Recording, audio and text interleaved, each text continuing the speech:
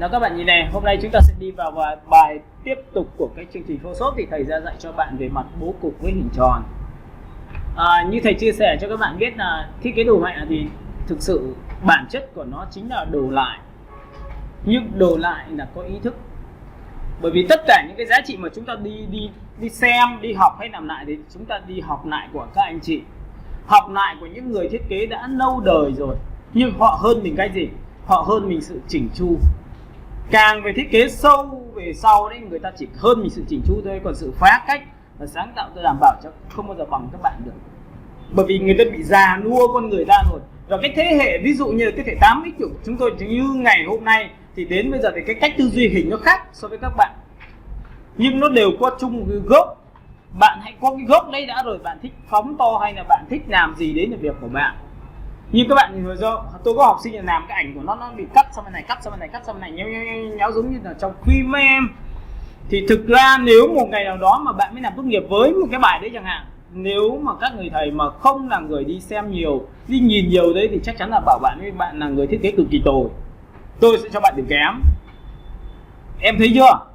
Đấy là giá trị từ một ông thầy có thể quyết định cái việc điểm đấy. Nhưng cuộc đời của các bạn là do bạn quyết định. Nên bạn hãy làm những cái gì được đi theo cái thị trường, đi theo cái mà cách nhìn của rất nhiều người thì là tốt nhất. Đúng không? Nó là xu thế mà em. Mỗi một ngày nó có một cái mới. Còn cái máy tính của chúng ta nó chỉ là công nghệ thôi. Photoshop là công nghệ. Nhưng thầy muốn dạy cho các bạn về cái bản năng gốc của cái việc thiết kế là gì. Nên là thầy đi rất là kỹ cái mặt mà bố cục nó sẽ ra sao. Có những người sau này bảo ôi thầy ơi tại sao vẫn là cái hình tròn này? Đúng rồi, nó phải có gốc đã rồi, em thích làm gì làm.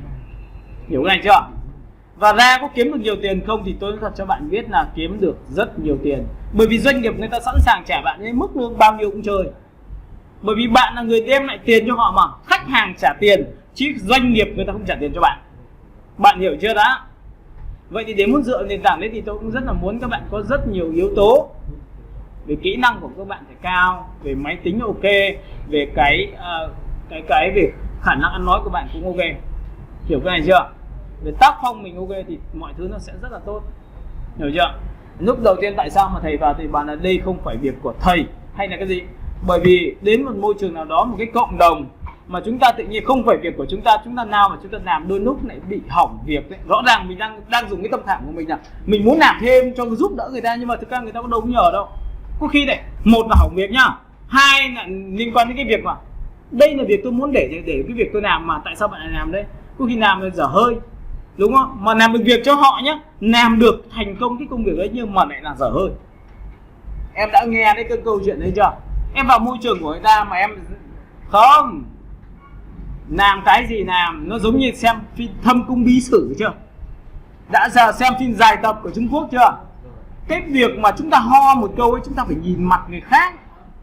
Chúng ta làm một cái gì chúng ta phải nhìn mặt người khác. Bởi vì nếu người mặt người khác nó ok. Nói thật nha em đi chơi nhá, em ví dụ anh em chúng ta đàn đúng, chúng ta có thể nói năng ok. Nhưng mà ví dụ như em đi một ai đó trong một công ty, cái việc mà em nói ra, em bảo khen người này đẹp, nhưng chưa chắc là cái người đi cạnh mình nó thích cái người kia. Nhưng đôi lúc nó rất là dở. Mình hãy mức độ vừa phải thôi. Khi mà chúng ta nhuần nhuyễn tất cả mọi thứ rồi thì chúng ta nên quyết định. Các bạn hiểu cái này chưa đã? Đây là một trong những cái mà chúng ta nên cái đường dài. Chúng ta phải học dần. Không phải việc của mình không nên động vào thôi. Đôi lúc người ta rất là khó chịu, và đôi lúc người ta chỉ cần ý kiến một cái thì đôi lúc chúng ta sẽ gặp rất nhiều vấn đề. Các bạn hiểu này chưa? Chứ còn là một mình em là một vua đứng một nước thì ok, em thích làm gì thì em làm. Thầy không bao giờ can thiệp nha. Rồi ok. Hôm nay trước khi vào việc chính thì thầy lại nhắc lại cái bài tập cũ. Bởi vì nguyên tắc của thầy là nguyên tắc đắp. Hôm nay thầy sẽ đắp cho em một tí, ngày mai sẽ đắp cho em một tí, ngày kia em đắp tí. Rồi cứ mỗi ngày một tí như vậy thì đến đoạn cuối cùng chúng ta sẽ xong hoàn toàn cái chương trình của chúng ta thôi. Nào hôm nay thì chúng ta sẽ đi theo cái chiều là nằm ngang. Vẫn là cái tiêu chí là chúng ta sẽ thiết kế về cái quảng cáo cho Facebook đấy. Nhưng các bạn có thấy rằng là sau này chúng ta thiết kế đồ hộp cực kỳ dễ. Bởi vì chúng ta biết được bố cục rồi. Em biết cái đồ hộp nhãn mác không ạ? Thì thực ra nó có mặt trước mặt sau là khá giống nhau. Còn hai mặt bên chính là mặt chữ mà. Mặt trên là một cái nắp thì đặt một cái logo, mặt dưới thì không có làm. Vậy thì khi mà mặt trên và mặt dưới nó chính là bố cục, mình làm được cái đấy coi như là mình sẽ thiết kế được. Hiểu cái này chưa đã? Mà thầy đã dạy em đâu rồi, tại sao lại cứ phải Cái gì cũng bày cho từng tí một như vậy thì chết nha. Học là học tư duy chứ không phải học đi sao chép một cách khủng khiếp như vậy được. Hiểu chưa? Ok, chúng ta sẽ chọn vào đây là 1200 nhân với 603. Thầy sẽ chọn cho một cái thiết kế của web bởi vì cái tỷ lệ nó sẽ dài hơn và nó dễ hơn. Độ phân giải thầy sẽ là 150 và tất nhiên là chọn RGB với 8 bit. Và cái background thầy sẽ để là màu trắng. Rồi, mọi người có vấn đề gì cái này nữa không nhỉ? Rồi nhá, tích vào đây.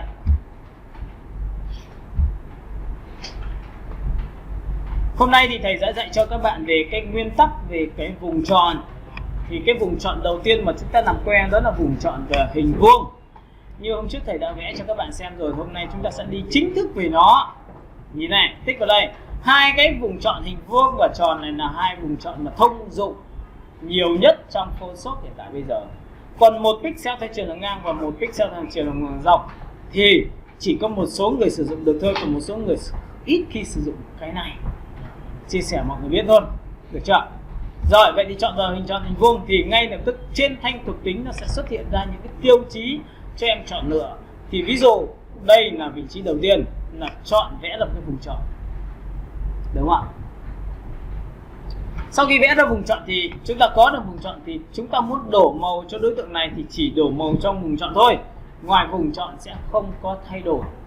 Nhưng trước khi đổ màu thì bạn phải nhớ một điều rằng chúng ta phải tạo ra một layer mới, đúng không ạ? Sau khi có layer mới rồi thì bạn muốn đổ màu, đấy là việc của các em. Và chắc chắn rằng cái miếng đổ màu đấy phải nằm trên đây, chứ không bao giờ được quyền nằm trên đây. Có nhiều người mà khi mà chúng ta chọn không chính xác là câu chuyện khác nhau rồi. Nên cái phím V tại sao chúng ta phải đi chậm đầu tiên thế?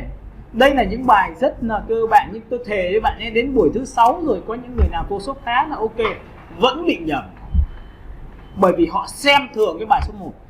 Nhưng về sau thì cái tốc độ của những người mà người ta đi từng bài đến tận bài số 8 thì xin lỗi những cái người mà Photoshop chúng ta xóa nhòa cái giá trị là bạn có thể học trước tôi Photoshop nhưng chưa chắc bạn đã bằng tôi đâu. Tôi nói cho bạn biết luôn nhá. Còn tôi dạy rất nhiều người học cực kỳ giỏi Photoshop chứ không phải là loại bình thường luôn. Bởi tôi dạy cho dân nhiếp ảnh mà có phải thường đâu nhá. Nên là đừng có nói là tròe họ nhá. Có những người bảo thầy ơi tại sao thầy không làm cái lệnh này nó tốt hơn, tại sao nhanh hơn? Thầy cũng là cảm ơn em, nhưng mà thầy đang dạy cho những người nó phải đại trà đi từ mức đầu tiên đến về sau như siêu như bọn em còn nói làm cái gì nữa, đúng không ạ? Chứ bây giờ dạy cái gì cũng cao siêu thì ai học được, đúng không ạ? Nào, vậy thì sau khi làm ra là đặt ra một layer mới thì chúng ta đổ màu bằng an đen. Hồi xưa thầy đổ màu bằng cái công cụ là an backspace, là gần cái nút cộng đấy, các bạn nhìn đúng không ạ? Nhưng có nhiều người thì tìm mãi mà không ra cái backspace đấy, bởi vì có nhiều người cái nút bàn phím của chúng ta chỉ có mỗi cái mũi tên ngược lại thôi nên các bạn không tìm được. Nhưng nút delete thì chắc chắn là nó phải ghi là delete. Các bạn đồng ý không ạ? Nên tại sao bây giờ tôi thay đổi cái giáo trình là phải là viết nút đấy vào dễ hơn nhiều, hiểu không? Ok, and content này. Rồi phần thứ hai là sau khi mà bạn vẽ ra thì bạn có phím shift thì nó là cộng vùng, shift là cộng vùng, nhìn không ạ? Vùng ra phát là có thì cộng vùng, được không ạ? Phần thứ hai ấn shift cộng vùng, ấn shift cộng vùng, ấn shift cộng vùng, ấn shift cộng vùng, ấn shift cộng vùng, cộng vùng. Đây là gọi là cộng vùng chọn. Có nghĩa là bạn mỗi lần bạn ấn shift và bạn vẽ thêm cái này thì nó sẽ thêm cái vùng chọn cho bạn. Hiểu cái này chưa? Và bạn sẽ ấn vào phím gì ạ? Giữ phím An, chúng ta sẽ gọi là trừ vùng chọn, cộng vùng chọn và trừ vùng chọn là phím An. Được chưa? Và chúng ta sẽ có một cái nữa đó là chúng ta vẽ ra một cái vùng chọn. Cộng vùng là giữ shift, trừ vùng là giữ phím An. Và chúng ta sẽ có một cái là giao giữa hai cái vùng chọn chúng ta vẽ bằng lệnh là Alt Shift. Các bạn có nhìn dấu X không ạ? Dấu X mũi tên này quét qua. Giao nhau là cái gì? Là cái đoạn này. Đó, nhìn chưa? Và buông tay ra, yên tâm một điều rằng là chúng ta sẽ có được cái gọi là giao giữa hai vùng chọn. Có nghĩa là lấy phần giao nhau thôi, còn phần trên và phần dưới là không có. Hiểu cái này chưa đã? Rồi, Ctrl D. Tiếp theo, lúc này thì chúng ta sẽ có một cái độ phasor. Phasor chính là độ làm mềm của vùng chọn. Các bạn nhìn được độ làm mềm vùng chọn chưa? Cái làm mềm, tại sao lại phasor này là làm mềm vùng chọn? Thì ví dụ thầy vẽ một cái hình như này, được không ạ? Vẫn là cái hình này nhá. Thầy lập ra một layer mới rồi thầy đổ một cái màu an đen nha. Thì sau đó thầy dùng lệnh là Ctrl D thì bạn phóng to lên, bạn sẽ thấy là tất cả cái cạnh của chúng ta sẽ rất là sắc nét. Có nhìn thấy sắc nét không? Nhìn chưa? Nhưng khi mà thầy cũng tương tự như vậy, thầy vẽ một cái hình như này, đúng không? Nhưng mà thầy dùng cái lệnh nó là gì? Feather thầy sẽ đặt cho nó khoảng 30%. Thì thầy sẽ đánh như vậy. Có nhìn thấy không ạ? Thì ngay tức cái vùng chọn nó không còn được nguyên vẹn là hình vuông nữa, mà nó có vo góc. Nó đang báo hiệu cho bạn biết là cái vùng chọn này của tôi đã được làm mềm. Làm mềm có nghĩa là độ chuyển giao giữa hình khi bạn đổ màu nó sẽ chuyển êm vào nền. Các bạn hiểu cái này chưa? Thử nhá. Lập ra một layer mới và lại cũng đổ màu an đen. Thì các bạn sẽ thấy rằng là cái này sẽ nhòe. Nhìn nhòe chỗ này chưa? Bởi vì đây chính là độ làm mềm của vùng chọn. Viền của nó sẽ không cứng nhài mà nó mềm thôi, nó chuyển êm vào nền thôi. Vậy thì người ta mới sinh ra cái trò là làm thế nào để tạo ra một bản thiết kế. Thì trong bố cục người ta có bố cục, trong khung là vẽ một cái khung và cho cái ảnh vào. Giống như thầy đã chia sẻ cho các bạn với hình vuông trước rồi. Nhưng còn loại thứ hai nó là cách làm cho ảnh chìm êm vào nền. Thì có phải một cạnh nó phải là chuyển êm vào nền không ạ? Một cạnh nào đó của tấm ảnh nó sẽ chuyển êm nền, có thể là phía trên, có thể là bên trái, có thể là bên phải và có thể là ở phía dưới. Các bạn hiểu cái này chưa đã? Ok, Ctrl D.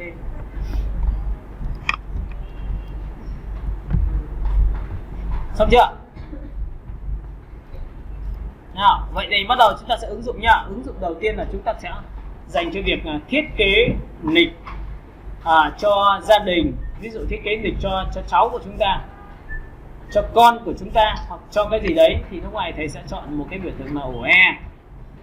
Thầy sẽ chọn vào biểu tượng là Photoshop ở phía trên. Các bạn có thể tự tìm đi kiếm một cái hình ảnh nào đó tùy các bạn nhá. Đây rồi, Photoshop dưới. Sửa. Và lúc này thầy sẽ chọn vào cắt ghép, chọn vào ảnh Photoshop. Các bạn có thể chọn một cái nào đó để làm theo đúng cái kỹ thuật thôi. Thì các bạn nhìn này, lúc này thấy có một cái em bé và một cái thứ hai đó là một cái bông hoa. Các bạn nhìn này không ạ? Thầy có hai tấm ảnh. Và nhiệm vụ của chúng ta là gì? Ghép cái cậu bé này sang bên này. Thì có nhiều người thì chọn một cái giải pháp là cực kỳ mất thời gian. Bảo là thầy ơi em phải dùng cái công cụ lasso em mà cắt cũng đẹp. Nhưng có mất thời gian không? Quá mất thời gian. Nhưng có những trường hợp, có những người ta rất là thông minh. Người ta bảo là em chỉ cần làm sao em cắt một phát là cả cái người này sang, nhưng mà nó chuyển êm vào nền thế là được rồi. Còn đẹp hay xấu chưa chắc bạn cắt pen đã tốt bằng là chúng ta dùng cái phương pháp vừa rồi đâu ạ. Nha, cái việc đẹp xấu nó nằm ở thẩm mỹ của mọi người, nó có to nhỏ hay không, nó có chính vụ hay không, chứ không phải là chúng ta thể hiện là cái kỹ thuật của chúng ta. Các bạn hiểu cái này chưa? Nào, lúc này chúng ta sẽ dùng cái công cụ hình vuông. Thầy sẽ để về giá trị đầu tiên là 0. Nhìn lên bằng 0 chưa? Anh vẽ nhá, vẽ qua mặt cậu bé này, nhìn chưa? Như này được rồi đúng không? Chúng ta sẽ ấn vào biểu tượng là Ctrl C là copy cái vị trí của khuôn mặt của cậu bé. Có nhìn thấy cái này chứ không phải nhá. Sau đó thì sang bên file thiết kế của chúng ta thì chúng ta ấn vào Ctrl V. Thì bạn sẽ thấy một cái điều xảy ra, đó là cái hình của chúng ta nó quá cứng. Tôi muốn đặt cái cậu bé nó vào đúng cái bông hoa, nó giống như là cái đẹp. Thì bên này tôi sẽ để một bộ số, bởi vì này nó sẽ là nền nó khá là phẳng. Tôi sẽ để bộ số là cho tháng 1 và tháng 2. Nhìn thấy bị cứng nhá. Bị cứng này bỏ qua. Có nghĩa là sai. Đây ví dụ cho bạn biết là vùng chọn tại sao cứng và vùng chọn là mềm thôi. Được chưa? Rồi, tiếp theo. Lúc này thầy thay cho việc đấy, thầy sẽ chọn vào đây và thầy để độ feather dâm từ khoảng là 100. 100 là độ làm mềm của đường viền sẽ là 100. Và lúc này thầy sẽ vẽ ra biểu tượng chân dung của cậu bé này chỉ vào phần giữa thôi. Được chưa? Giữ shift để nó trở thành vuông. Và buông tay ra thì các bạn sẽ thấy là ngay tức nó sẽ có vo hình này đúng không? Như này chưa? Thầy cũng tương tự như vậy, ấn vào Ctrl C là copy. Và sang bên cái ảnh này thì thầy sẽ ấn vào Ctrl V. Thì ngay tức em sẽ đặt vào cậu bé, nó sẽ nằm đây. Ok, hiểu cái này chưa? Đây được gọi là độ làm mềm của vùng chọn. Đấy, làm nó khá là đơn giản. Nhưng các bạn cũng phải để ý một tí là nếu mà chúng ta lấy một lọ mỹ phẩm, em biết quảng cáo cho rất là nhiều cái hãng và trên truyền hình người ta có cái cô gái người ta nắp vào giữa bông hoa không ạ? Được chưa? Rồi tiếp theo nhá. Ctrl O. Chúng ta cũng tương tự như vậy mà chúng ta chọn vào một cái hình đó là ổ E. Chúng ta chọn vào thư viện ảnh. Chiêu thức thì người ta chỉ có vậy thôi, nhưng mà mình cái ứng dụng của mình thì là như là mình mong muốn. Ví dụ mỹ phẩm. Trong phần mỹ phẩm thì thầy sẽ kéo xuống, thầy sẽ chọn một cái mỹ phẩm nào đó tùy các bạn. Nhìn này nhá.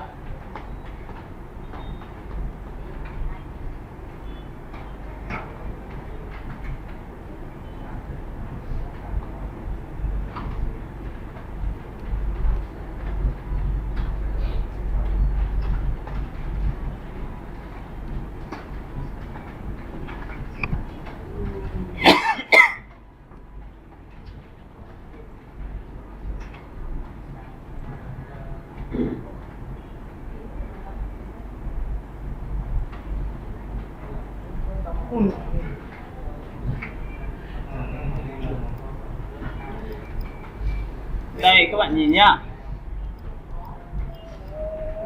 Đấy thì đấy cũng chỉ là những cái cách thức mà chúng ta lựa chọn. Ví dụ như là có thể lấy chân dung. Em nhìn đó, lấy những chân dung cô gái, các thứ này người ta sẽ lấy như này, nó rất là dễ. Ví dụ đây là một cô gái, người ta nắp vào đây này, nhìn này. Người ta chỉ cần dùng cái công cụ M. Nhưng các bạn phải nhớ một điều rằng cái vùng chọn hình vuông này chưa chắc đã bằng dù vùng chọn hình tròn. Bởi vì tròn nó sẽ theo đúng cái khuôn mặt nó dễ dàng hơn đúng không? Vậy thì chúng ta có thể dùng cái này không? Là được đúng không? Nhưng tạm thời chúng ta cứ dùng tạm này đã, chúng ta vẽ ở đây. Em nhìn thấy chưa? Và ngay lập tức này chúng ta sẽ ấn vào lệnh là Ctrl C là copy, thì sang bên này cũng tương tự như vậy. Tôi có thể khép cái gương mặt cô gái nó vào đúng giữa cái hình này. Và chúng ta có thể ấn vào Ctrl T phóng to ra. Ví dụ như này cả.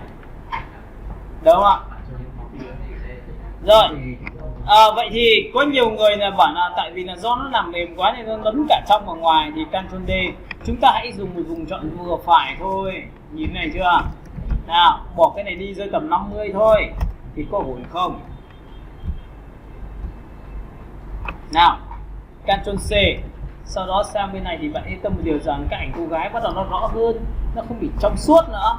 Và Ctrl T thì chúng ta phóng to như này thì cô gái sẽ được kịp. Ctrl T là phóng to đấy em. Đúng không? Thì bạn có nhìn hình ảnh chưa? Nhưng nó chuyển êm vào nền thì cái bông hoa nó giống như cái cổ áo của cô gái trong một ngày gọi là hội hè gì đấy. Thì đây cũng chỉ là một cái cách gọi là độ làm mềm của vùng chọn. Còn bên này em phải đặt chữ là cái chắc chắn rồi. Đúng không ạ? Vậy thì em có thể đặt giày, rồi dép, đặt túi xách các kiểu thì bạn sẽ đặt vào đây cho tôi, đúng không ạ? Tiếp theo cũng tương tự như vậy, thì khi mà chúng ta thiết kế thì chúng ta sẽ dùng công cụ M, chúng ta quét qua đây. Có nhiều người ta quét qua đây một cái, nhìn không ạ? Chúng ta lập ra một layer mới và tôi sẽ để thiên về tông màu tím, tôi đổ một cái màu tím như này. Dùng bút Y ngắn để chọn màu. Sau đó lập lên một layer mới và chúng ta đổ màu bằng an đen. Tôi sẽ để về 0 vùng chọn. Để ý này. Đổ màu nhá. Nhìn này. Các bạn có thấy là nó bị cứng không ạ? Thay cho việc cứng đi thì các bạn nhìn này. Nếu mà tôi đặt vào giá trị là tôi dùng công cụ M nhá. Tôi đặt giá trị là 100%. 100 là độ làm mềm lớn này. Và tôi quét vào cái đầu như này. Nhìn quét vào đầu cái này chưa? Thì các bạn có đồng ý với tôi là nó sẽ mềm đầu cái này không ạ? Nhưng lúc này thay cho việc đổ màu thì tôi ấn nút xóa. Thì có phải xóa thì cái miếng tím nó sẽ là chuyển êm không? Bởi vì xóa theo độ làm mềm mà. Nhìn nha, trước khi làm mềm luôn, làm cho bọn em xem. Bằng không, tôi quét vào đây, tôi ấn nút đen để có phải xóa đi không ạ? Có thấy là ấn đen nhưng mà độ làm mềm bằng không thì xóa có phải cứng không ạ? Rồi, Alt Ctrl Z này. Bây giờ tôi lại chơi trò đấy, tôi sẽ gõ vào đây là 50 100. Đây 100. Tôi quét vào đầu bên này. Tôi xóa đi. Nhìn nhá. Trở đây. Bạn có thấy là chuyển lên vào nền không ạ? Nhìn này chưa? Vậy thì để muốn xóa hay cái gì đấy thì bạn nhìn này. M chúng ta quét vào đây, chúng ta xóa như này. Nhìn thấy độ làm mềm chưa? Nếu tôi cũng tương tự như vậy, tôi quét vào đây, tôi dùng công cụ là không phải 100 nữa mà là 200 thì sao? Là độ làm mềm lớn hơn đúng không? Rồi quét vào đây như này. Và xóa được không ạ? Thử xóa nha. Em có thấy là nó sẽ chuyển em vào cái bông hoa của chúng ta không ạ? Ctrl D. Và sau khi mà chúng ta chuyển em như này thì chúng ta sẽ đặt giá trị cho tôi là số 8 chẳng hạn, opacity bằng 80%. Thì đây là một trong những tiêu chí để các bạn có thể đặt chữ lên trên nền ảnh. Cũng nghĩa là đến đoạn đấy là phải chuyển em vào nền nó mềm mại thì người ta mới dùng được cái này, còn bình thường không dùng được cái này nhá. Và cũng tương tự như vậy, ví dụ như này thì có phải ấn vào Ctrl G thì có phải là sẽ nhân bản hai nước này không ạ? Thì chúng ta ấn vào Ctrl T và thu nhỏ lên phía trên một tí. Các bạn có đồng ý tôi là có một cái vệt này không ạ? Rồi giữ phím An kéo xuống đây một tí. Cái này tôi tách nhầm tí có được không ạ? Đúng chưa? Vậy thì người ta gọi là trang trí đường viền. Và cái đường viền này thì chỉ cần ấn vào Ctrl T tôi thu nhỏ lại một tẹo nữa thì câu chuyện nó sẽ nằm đây. Cái gì đấy mà một cái hình bị trơ thì chúng ta có thể thêm thấp và để cho nó đẹp hơn. Thì đấy là việc của chúng ta chắc chắn sẽ làm được. Rồi, bỏ qua. Đấy nhá. Tiếp theo. Nào vậy thì ví dụ như thầy chọn một cái vùng chọn mà độ làm mềm của thầy là 200, mà thầy lại vẽ một cái vùng chọn quá bé. Đây là bé chưa? Thử buông tay ra nhá, thì nó báo hiệu cho bạn biết là vùng chọn của bạn nó không phù hợp. Đối với những cái vùng chọn hình bé thì bạn phải dùng độ làm mềm bé nó phù hợp với nó. Các bạn hiểu này chưa? Còn nếu mà bé như này mà độ làm mềm lớn quá thì ngay tức là ấn OK thì mất luôn vùng chọn. Ví dụ thầy vẽ như này thì OK chấp nhận. Nhìn đúng không? Nhưng một bé như này không chấp nhận bởi vì làm mềm của thầy lớn quá. Hiểu cái này chưa? Rồi, vậy thì chúng ta chốt lại là độ làm mềm của vùng chọn nó phải tương thích với độ to nhỏ của vùng chọn khi vẽ ra. Có nghĩa là gì? Vùng chọn nhỏ thì dùng với độ làm mềm bé, và vùng chọn lớn thì dùng với vùng chọn độ làm mềm lớn như này.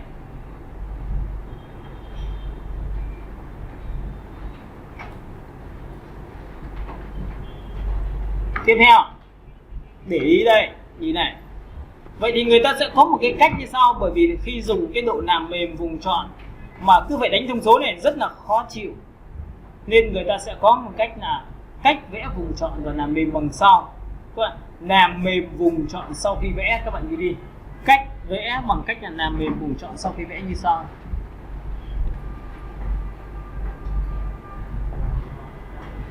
Cách làm mềm vùng chọn sau khi vẽ.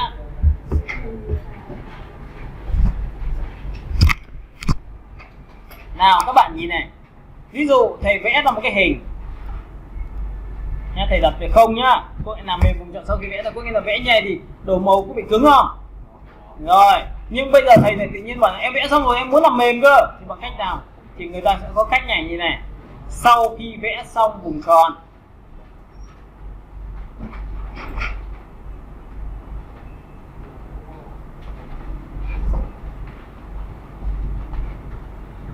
dần dần mọi người chỉnh chu tất cả các sản phẩm mình đang chọn, hãy chọn theo dòng. Ví dụ có những bạn chọn về nước hoa, hãy làm cho tôi một bộ nước hoa, bởi vì tôi thiết kế banner xong tôi sẽ dạy bạn về Stanley. Hiểu đấy chưa? Làm theo một bộ luôn. Thì có phải là đến bài tập lớn của chúng ta chính là chấm cái này đấy. Hiểu chưa đã? Ok, nhìn nhá. Nào nhìn này. Chúng ta sẽ dùng công cụ M, có nghĩa là bạn muốn điều khiển vùng chọn hay là muốn lệnh gì mà xuất hiện trong vùng chọn thì bạn phải ở vùng chọn đã. Chứ bây giờ bạn lại chọn về công cụ phím V thì câu chuyện chuột phải sẽ không có ra. Có thấy thế không ạ? Hiểu các anh chưa? Rồi, vậy thì phải trở về vùng chọn nhá. Nhìn này. Chúng ta sẽ chuột phải vào vùng chọn thì ở đây nó sẽ có độ làm mềm vùng chọn sau khi vẽ. Nhìn làm mềm chưa? Chuột phải chọn vào Feather chính là độ làm mềm của vùng chọn.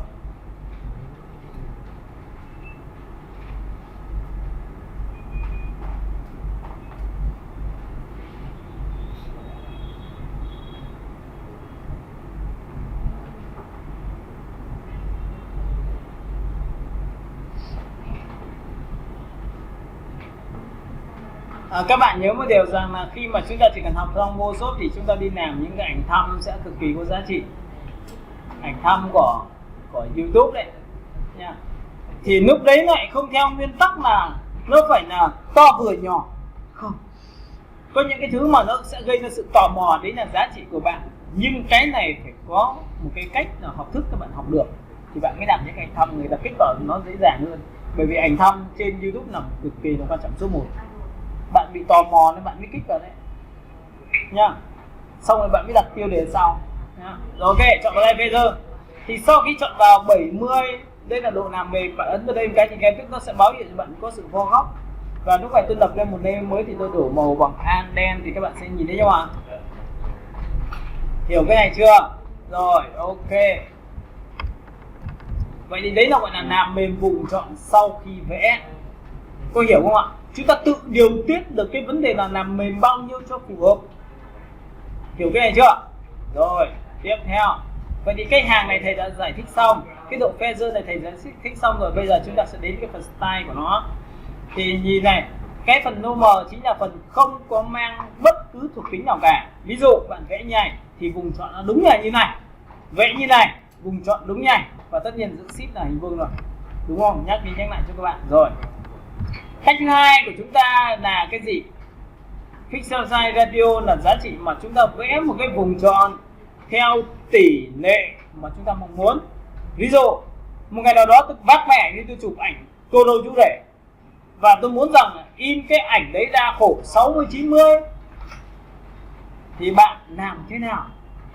Trong khi đó tôi muốn rằng là tôi đang chụp ngang mà tôi muốn in cái khổ của tôi ra là theo chiều nằm dọc. Đúng không? Em chụp toàn cảnh nhưng mà em chỉ muốn cắt ở đoạn giữa này, tôi muốn là in cái cô gái và chàng trai đấy ra một cái ảnh 60-90 mà nó đúng tỷ lệ và mặt kích thước của tôi. Có hiểu cái này không đã? Ratio chính là giá trị về mặt tỷ lệ. Chúng ta tích vào đây một cái thì nó có tỷ lệ 23 là tỷ lệ, 60-90 là nó tỷ lệ này đấy ạ. Nhìn này chưa? Bạn yên tâm một điều rằng bạn vẽ vào đây thì muôn đời luôn luôn là hình chữ nhật. Tại vì theo tỷ lệ mà em muốn kéo sang phải không kéo được, kéo sang trái không kéo được, và kéo lên trên cũng không kéo được, luôn luôn phải theo đúng tỷ lệ. Hiểu cái này chưa? Rồi, vậy thì chúng ta sẽ ghi cách ứng dụng để cắt ảnh.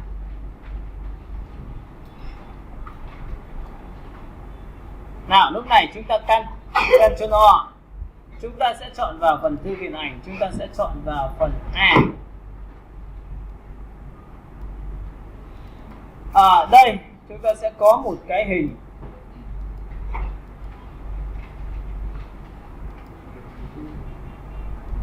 Không biết có chuẩn không nhưng mà chúng ta cứ chọn một cái hình như thế này chẳng hạn. Đây là hình ngang này, các bạn nhìn thấy chưa?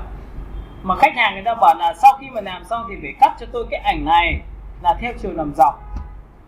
Được ý chưa? Vậy làm nào bây giờ? Vậy chọn vào cái này vẽ này, nhìn này, vẽ rất tự tin thoải mái.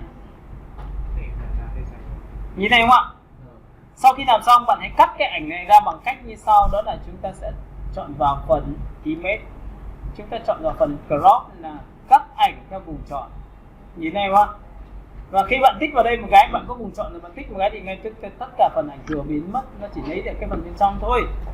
Và yên tâm được rằng in cái này ra sẽ đúng khổ 60-90 là cái chắc. Hiểu cái này chưa đã? Ok, được gọi là tận dụng về là cắt. Tiếp theo, chúng ta sẽ có một cái nữa, đó là cái gì? Sổ xuống chúng ta chọn vào pixel size là giá trị đánh cái vùng chọn theo mặt kích thước mà chúng ta mong muốn. Ví dụ, nhìn nhá, tích vào đây một cái, bạn có nhìn không ạ? Một chiều ngang tôi muốn rằng cái chiều cao của cái vùng chọn này là chiều ngang là 900 thì chiều cao là 60 pixel thôi. Thì làm nào để vẽ ra thì bạn nhìn này, tôi chỉ cần đánh thông số vào đây thôi và tích vào đây một cái, ngay tức là đúng vùng chọn của chúng ta. Có nhìn đó, từ đây đến đây là 90 cm và từ đến đây 900 và chiều này là 60 cm, 60 pixel. Kiểu cái này chưa? Nhìn nhá. Có nghĩa là cái này nó tự quy định cho bạn. Ví dụ tôi gõ vào đây là khoảng 500. Nhìn không ạ? Và chiều cao của này tôi để là 90. Đúng không ạ? Và sau khi tôi làm xong tôi tích thẳng vào đây phát là tự khắc nó có luôn, từ đây đến đây là 500 pixel và từ đây đến đây là 90 pixel. Có nghĩa là bạn muốn kích thước của bạn như thế nào thì bạn sẽ chọn vào cho tôi như thế.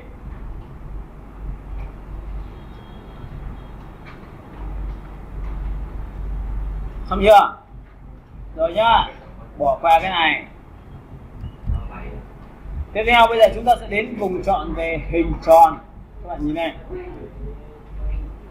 Nhìn vùng chọn hình tròn chưa? Để muốn đảo giữa hai vị trí vùng chọn hình tròn và vùng chọn hình vuông cho nhau, chúng ta ấn vào công cụ Shift M. Có nhìn Shift M chưa? Nó sẽ tự đảo với nhau như này, nó sẽ nhanh hơn rất nhiều này. Có nhìn không ạ? ấn Shift và ấn biểu tượng bàn phím là chữ M thì tự khắc nó sẽ hoán đổi từ vị trí là hình vuông sang hình tròn. Vẫn là vùng chọn thôi nhưng biến đổi nhảy. Và trong cái này thì ở trên thanh thuộc tính nó giống hệt nhau. Thanh thuộc tính giống hệt nhau chưa? Nó đều có cộng vùng, trừ vùng và giao giữa hai vùng tròn.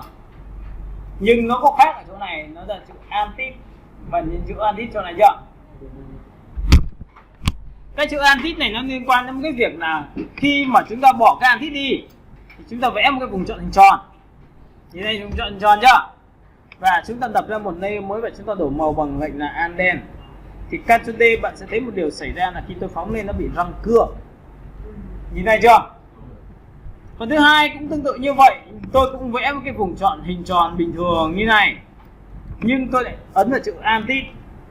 Nhìn chưa? Tôi đập ra một layer mới và tôi đổi màu. Thì bạn sẽ thấy hai điều này xảy ra khác nhau, đó là Ctrl D. Bạn thấy cái này mịn hơn chưa? Vậy thì cái biểu tượng antit chính là giá trị về khử răng cưa trong một đối tượng. Cái này là khử răng cưa.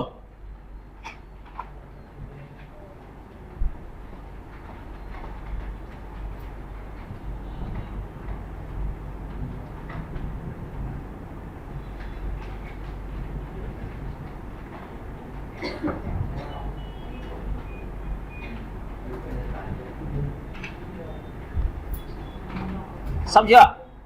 Rồi nhá, bắt đầu làm nào.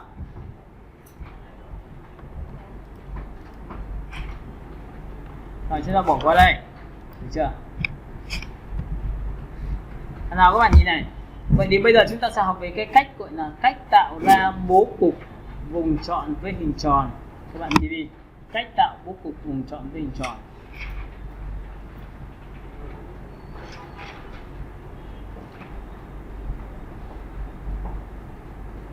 Để muốn tạo ra bố cục hình tròn thì bây giờ các bạn nhìn này, thầy sẽ vẽ một cái công cụ đầu tiên là thu nhỏ lại. Thầy sẽ vẽ bằng công cụ Shift là để cho cái vùng chọn hình tròn của chúng ta nó tròn trịa hơn. Đừng bao giờ buông Shift khi mà dùng bố cục vùng chọn hình tròn nhá. Bởi vì nếu mà nói về đường cong đơn, có nghĩa là bố cục mà đường cong đơn chỉ có một đường cong thôi, thì không cái thằng nào vượt qua được hình tròn đâu. Kể cả là bảo thầy ơi tại em dùng pen em vẽ được mà, nhưng mà sẽ không bao giờ bằng hình tròn được. Bởi vì khi mà em vẽ hình tròn thì những đường cong nó đã rất là no rồi, nó không bị gầy quá, nó không bị móp quá, hiểu chưa? Và thầy vẽ này như này, giữ Shift thầy vẽ này. Như này không ạ? Và khi thầy vẽ thì thầy sẽ đặt cố tình một tí, đó là giá trị bằng 1/3 tỷ lệ của màu trắng. Cái miếng màu trắng của thầy là thầy sẽ đặt tỷ lệ 1/3. Đây là một trong những gọi là tỷ lệ vàng trong thiết kế của chúng ta. Em nhìn này chưa? Và trong quy trình khi vẽ bạn nhìn này, giữ Shift là hình gì? Hình tròn. Giữ nguyên chuột để chúng ta đang vẽ và nên kết thúc thêm một cái giá trị là phím cách. Phím cách là ví dụ nhiều lúc ấy có nhiều bạn là vẽ ở vị trí này, ôi tôi chết rồi lại vào nâu sâu trong đó mà muốn đẩy cái vùng chọn ra ngoài sao thì phải giữ phím cách. Phím cách là dịch chuyển vùng chọn. Nhìn phím cách chưa? Có nghĩa là cái điều này thì các bạn sẽ học nó sẽ vất vả. Đoạn này hơi khoai một tí là phải sử dụng là phím cách để đẩy vùng chọn ra. Nhưng sau khi bạn buông cái cách ra thì bạn này phóng cao thu nhỏ bằng cách di chuột lên, di chuột xuống để làm sao vừa mắt mình nhất là ok.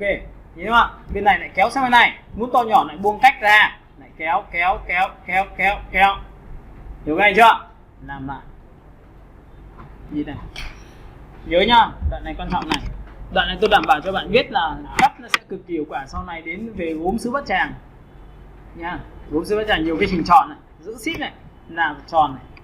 Giữ nguyên chuột này khi bạn vẽ ra để điều chỉnh độ to nhỏ này. Nhìn điều chỉnh to nhỏ chưa?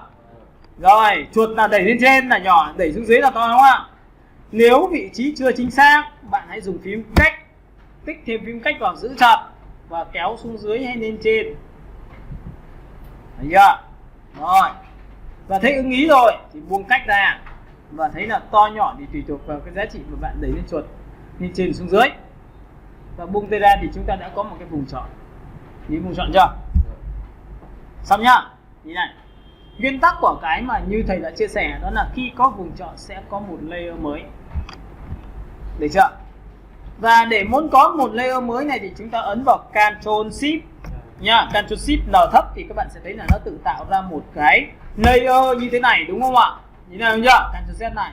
Nhưng bạn ấn vào Ctrl Shift L thấp này thì bạn phải hỏi, người ta phải hỏi bạn, máy phải hỏi bạn là bạn có muốn tạo ra layer mới không? Thì tôi có, thì có ngay. Nhìn chưa?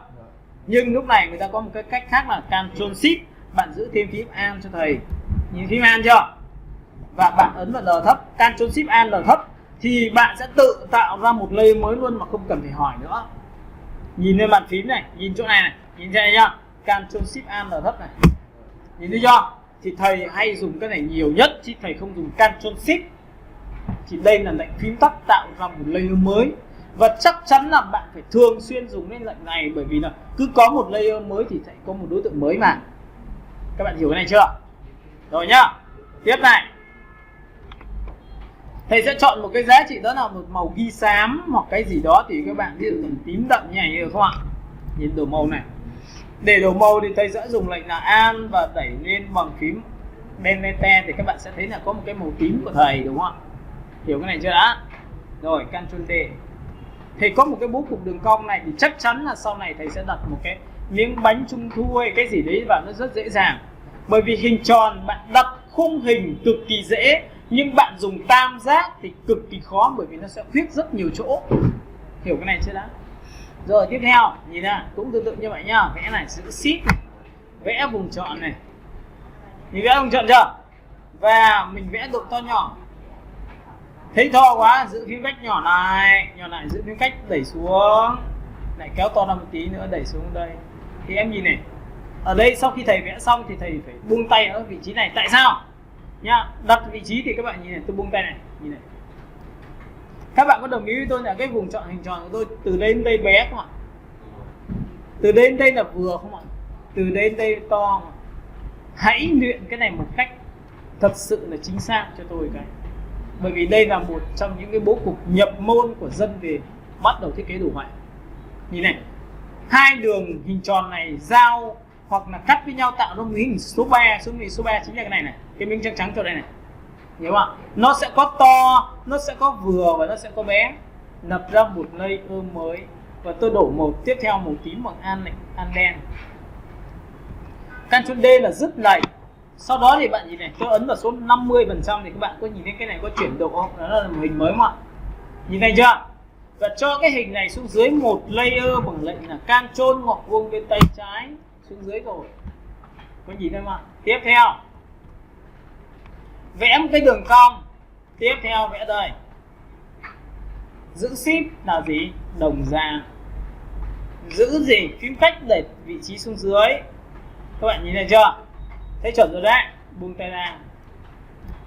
Lại lập ra một layer mới, lại đổ một cái màu đó là màu tím.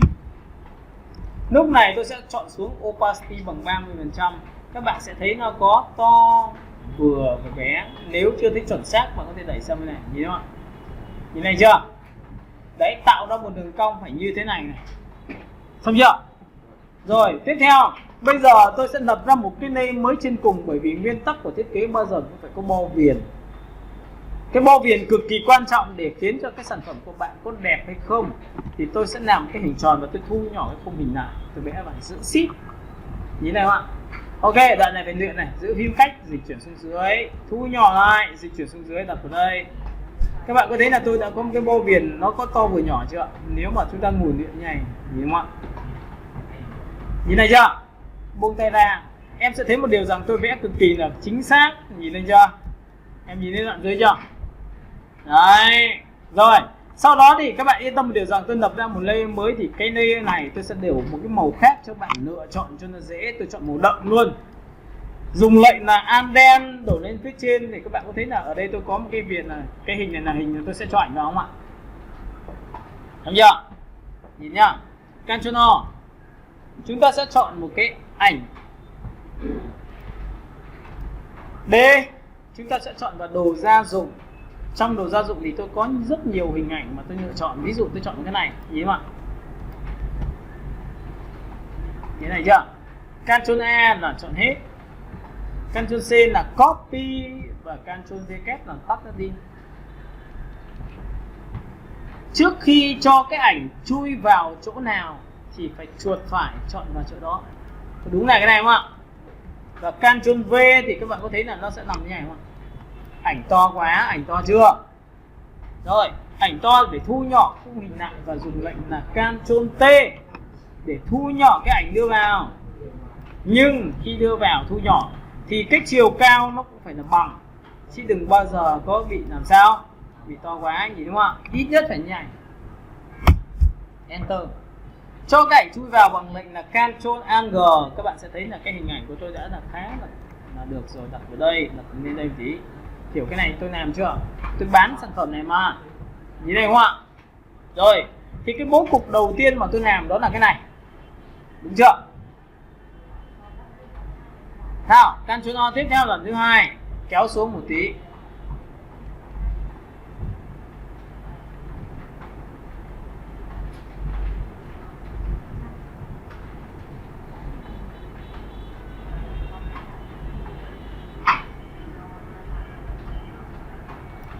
Rồi, mọi người nhìn này, tôi tích vào đây. Coi như đây là một logo liên quan đến cái biểu tượng của cái hình của chúng ta là hình tròn. Chúng ta tích vào đây một điểm. Được không ạ? Đối với những cái logo dạng này thì nó là PNG rồi. Bạn chỉ việc làm Ctrl A chọn hết, Ctrl C copy và Ctrl V cắt đi. Thì các bạn có đồng ý với tôi sang bên này thì nó to nha, không ạ? Lại phải ấn vào lệnh là sao? Ctrl T, lại thu nhỏ cái hình lại bằng Alt Shift.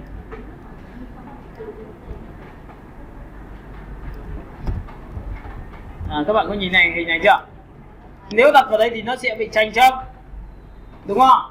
Nhưng nếu mà đặt vào đây với tỷ lệ 2/3 thì bạn có thể vẽ cái hình tròn vào đây thì lại rất là dễ chịu. Ví dụ chúng ta vẽ cái hình tròn vào đây, vẽ một hình nha, giữ shift này, nhìn đây giữ shift chưa? Rồi phím cách là để điều chỉnh này. Có một layer mới, lại đổ một cái màu mới, ví dụ tôi đổ một cái màu ví dụ như là màu trên này chẳng hạn, an đen, cho cái màu xuống dưới. Bạn có thấy màu tím để hợp với cái màu dưới không? Không, đúng không? Hơi khó nhìn đúng không? Rồi, không vấn đề gì. Chúng ta ấn vào số 5. Nhìn sang số 5 chưa? Ctrl G lên một cái thì tôi ấn vào Ctrl T, tôi thu nhỏ lại một tẹo. Các bạn có thấy nhỏ hơn không ạ? Nào các bạn nhìn này. Vậy cái này có hợp màu trắng không? Hợp màu trắng không? Tôi kéo ra cho bạn xem. Muốn biến đối tượng này trở thành màu trắng, tôi trở cái này về opacity 100%. Nhìn này, màu trắng nhá. Thì các bạn nhìn này, cách để muốn quay trở lại vùng chọn cho đối tượng. Ví dụ cái vừa rồi là có phải vùng chọn hình tròn không?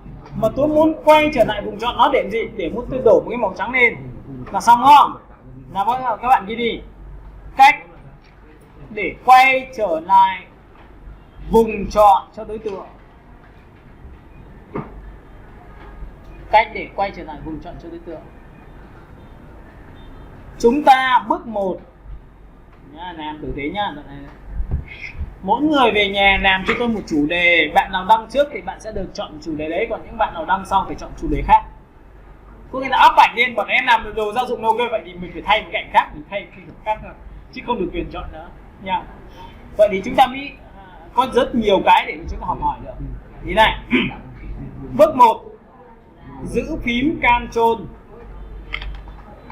Bước 1, giữ phím Ctrl. Bước 1 giữ phím Ctrl chưa? Nhìn nhá, ấn chặt Ctrl nhá, nhìn nhá. Vào tích vào cái ô ảnh thu nhỏ của đối tượng. Biết ảnh thu nhỏ chưa? Đấy, hôm trước tôi có giải thích cả 4 cái trạng thái này rồi. Thì hôm nay phải giữ vào Ctrl và tích vào đây, nhìn nhá. Thì các bạn có thể thấy là nó quay trở lại vùng chọn đúng không ạ? Và sau khi quay trở lại vùng chọn này thì bây giờ tôi đổ màu trắng lên đây được không em? Rồi, đổ màu trắng thôi. Cái này có vẻ màu trắng chưa? Rồi, vậy thì chúng ta không dùng lệnh là Alt đen nữa mà chúng ta dùng lệnh là Ctrl đen, là đổ màu phía dưới là màu trắng. Chưa? Màu trắng chưa? Rồi, Ctrl D là dứt lệnh vùng chọn. Và lúc này chúng ta sẽ cầm phím V, chúng ta đẩy vào đây. Mọi người có nhìn thấy là lúc này tôi có một cái hình tròn và tôi có cái hình như này không ạ? Hiểu cách làm việc này chưa? Và tất nhiên đây chính là một bố cục hình tròn. Còn bên này của chúng ta sẽ là cách đặt về chữ. Xong chưa? Rồi nhá. Tiếp theo bỏ cái này đi. Tiếp theo bỏ cái này đi. Cách xử lý với nhiều logo, các bạn ghi lên. Cách xử lý với nhiều logo.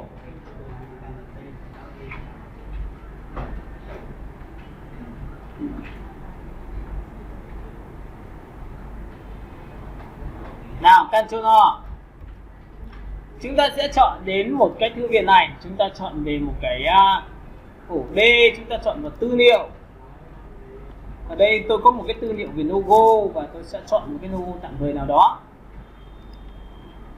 Ví dụ như là logo màu xanh, để xem nào, xem có logo nào như này không. Cái nào cũng đặt trên nền trắng này á.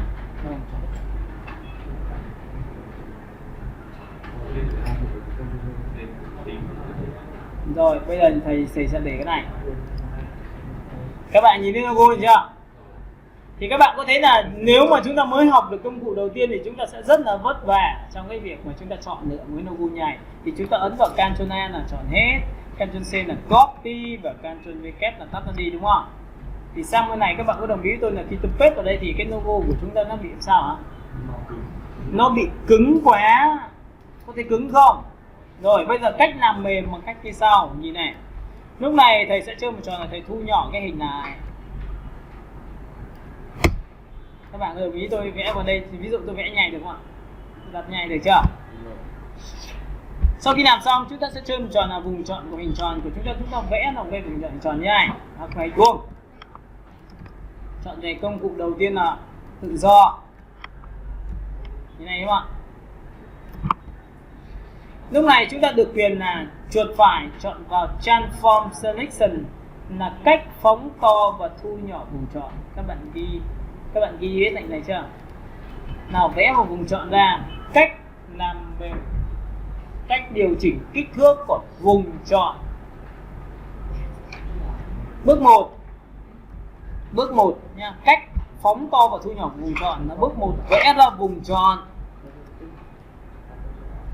Vẽ ra vùng chọn trước. Thấy chưa? Chuột phải vào vùng chọn, chọn vào phần Transform Selection là cách điều chỉnh to hay là nhỏ của vùng chọn của chúng ta.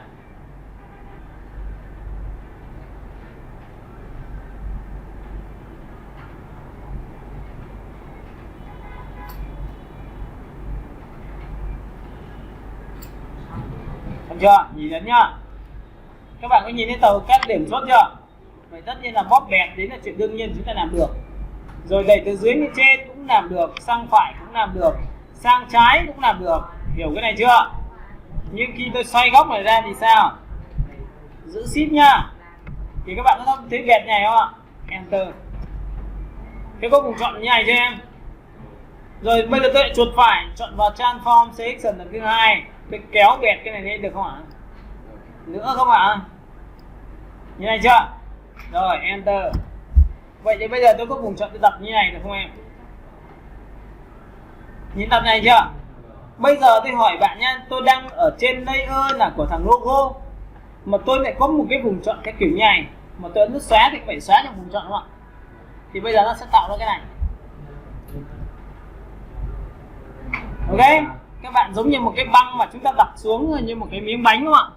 Thì trông nó sẽ sang trọng hơn, nó sẽ tốt hơn cho các bạn. Và tất nhiên cái màu này rất hợp với màu be vàng. Ok, xong chưa? Rồi tiếp theo nhá. Nhìn này, tôi có một đối tượng này, giữ phím An, kéo xuống. Thế thầy có hai cái chưa? Rồi có hai cái rồi. Thầy muốn đổ màu cho cái này được không ạ? Thì có phải là cái lệnh mà vừa rồi tôi quay trở lại vùng chọn cho cái hình tròn đúng không ạ? Thì bây giờ thầy thử ấn vào Ctrl và tích thẳng vào ảnh thu nhỏ thì có phải là quay trở lại vùng chọn thế này không ạ? Thầy dùng phím Y ngắn và thầy chỉ vào đây là một màu. Thì các bạn nhìn thấy cái màu be vàng này của thầy chưa? Thầy chọn vào đúng cái màu chữ nhá. Thầy đổ màu này An đen. Thì các bạn có nhìn thấy cái màu vàng của thầy chưa? Với màu vàng này thầy đẩy lên phía trên, nhưng nó đang nằm ở phía trên. Tôi sẽ cho xuống dưới bằng lệnh là Ctrl một vùng bên tay trái và bạn đẩy như này. Bạn có hiểu tại sao tôi phải làm này không ạ?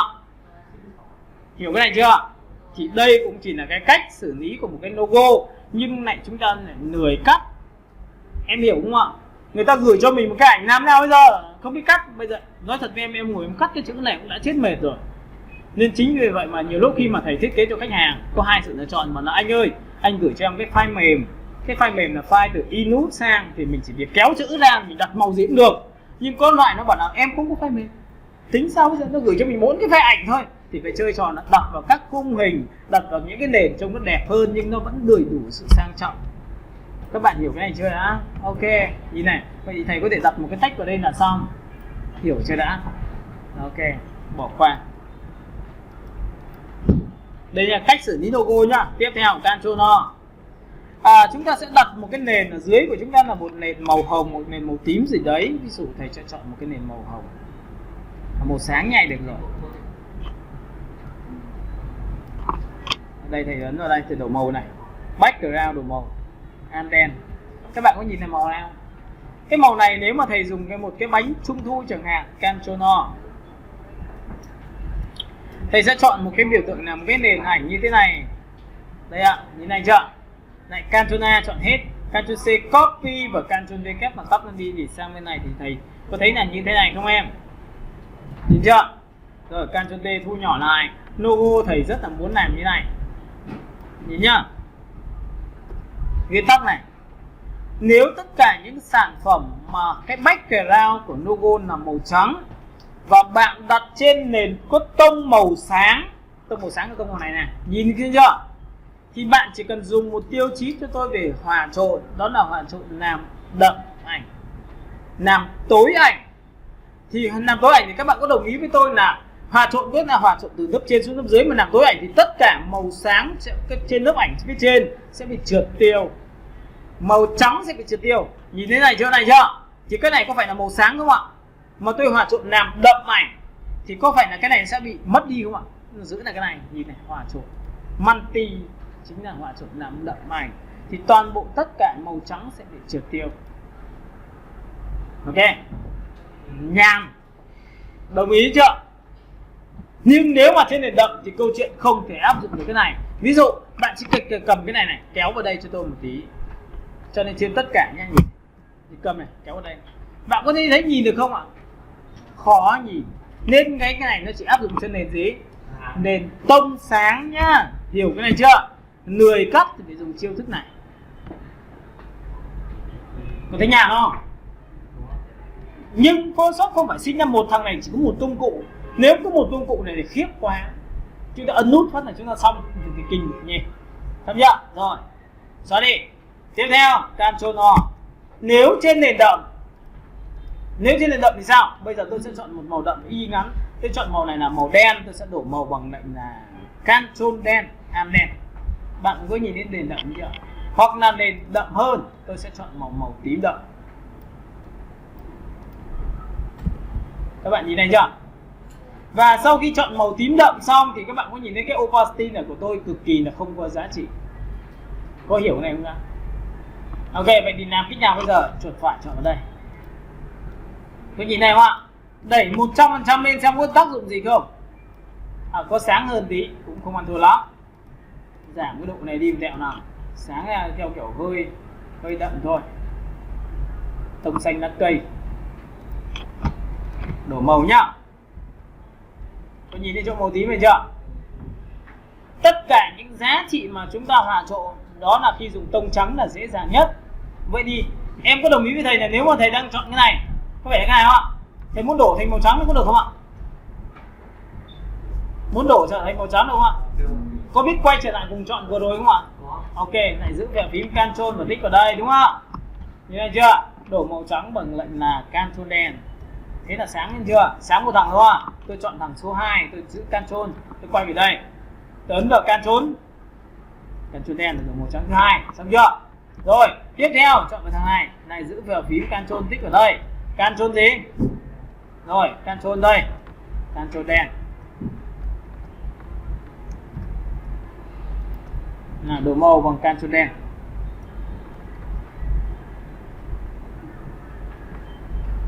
Là sao? Đây tích vào đây một cái. Ctrl đen. Các bạn có thấy là nó rõ ràng hình này chưa? Nhìn thấy chưa? Thì các bạn nhớ một điều, tại sao mà tôi dùng nền đậm thì tôi hay dùng cái tông màu sáng nha. Rồi nha, tiếp theo ạ. Sau khi làm xong tôi ấn vào Ctrl O và lúc này tôi có một cái nền màu của tôi, đó là cái hình, ví dụ là một cái hình như thế này.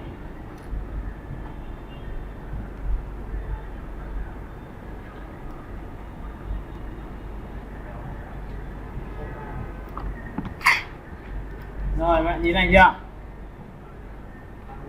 Lại Ctrl A chọn hết, Ctrl C copy và Ctrl V kép tắt đi thì sang bên này thì bạn sẽ thấy là nó rất là nổi trên nền. Các bạn đồng ý tôi nổi trên nền này chưa? Rồi nhá. Có hai cách, bây giờ tôi sẽ vẽ một cái vùng chọn hình tròn. Như này. Chúng ta vẽ bằng cái biểu tượng là giữ shift để là trở thành cái biểu tượng cô gái sẽ nằm trong cái cung này của tôi. Có nhìn này không ạ? Lập ra một layer mới và đổ cho tôi một cái màu trắng bằng lệnh là Ctrl đen. Thì các bạn có thấy là tôi có một cái hình này không ạ? Cô gái đang nằm trên hay nằm dưới? Rồi, vậy thì tôi sẽ cho cái hình tròn này xuống dưới bằng Ctrl gì ngoặc vuông bên tay trái. Thì có phải cô gái là chính là hình này không ạ? Nhìn thấy chưa? Cô gái nằm ở trên, hình nằm ở dưới thì cho cái cô gái chui vào hình tròn bằng Ctrl Alt G. Thì phải chui vào như này không ạ? Nha, sau khi làm xong, hai cái đối tượng này là hai đối tượng không thay đổi nhiều lắm. Tôi sẽ chơi một tròn là giữ gì? Chọn 1, chọn 2. Tôi ấn vào Ctrl gì? Ctrl E là ép nó lại thành 1. Nhìn nhá, chuột phải chọn một cái đầu tiên, chuột phải chọn một cái thứ hai, nó có phải hai này không ạ? Một ép lại thành một để tránh trường hợp này tôi dịch chuyển này thì hình này, dưới là tôi dịch chuyển, hiểu không? Thì tôi ấn vào Ctrl E là ép lại, nhìn này chưa? Rồi nha, tiếp tục Ctrl T thu nhỏ lại. Với cái cách này bạn lại dùng một hình tròn tiếp theo. Tôi vẽ ở đây tôi tạo ra độ alpha cho nó bằng cách tôi tích vào đây một cái, nhìn không ạ? Lập lên một layer mới, đổ một cái màu trắng bằng lệnh là Ctrl đen. Cái hình này chắc chắn là xuống dưới nên là tôi phải ấn vào Ctrl ngoặc vuông bên tay trái và ấn vào số 5 thì bạn sẽ thấy là độ opacity của tôi bằng 50%. Ví dụ đặt như này, bạn nhìn nữa. Sau khi làm xong, chúng ta sẽ dùng cái vùng chọn hình gì? Đường thẳng, chúng ta vẽ vào đây là một miếng. Như này không ạ? Lập ra một layer mới, đổ một cái màu trắng bằng lệnh là, các bạn có nhìn này của tôi không ạ? Tôi có một vạch, tôi sẽ giữ phím Alt tôi copy vạch số 2. Tôi copy vạch số 3. Bạn nhìn thấy tôi có 3 vạch chưa? Ok, tôi sẽ ép cả ba cái này thành một. Nhìn thấy ba này chưa? Bằng Ctrl E. Tôi kéo sang bên này một tí nữa.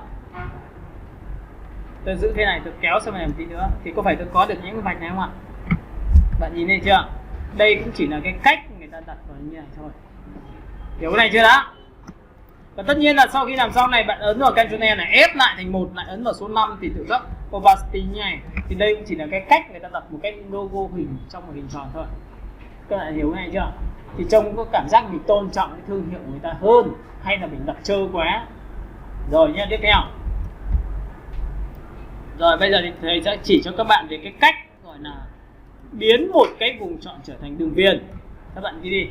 Cách biến vùng chọn trở thành đường viền.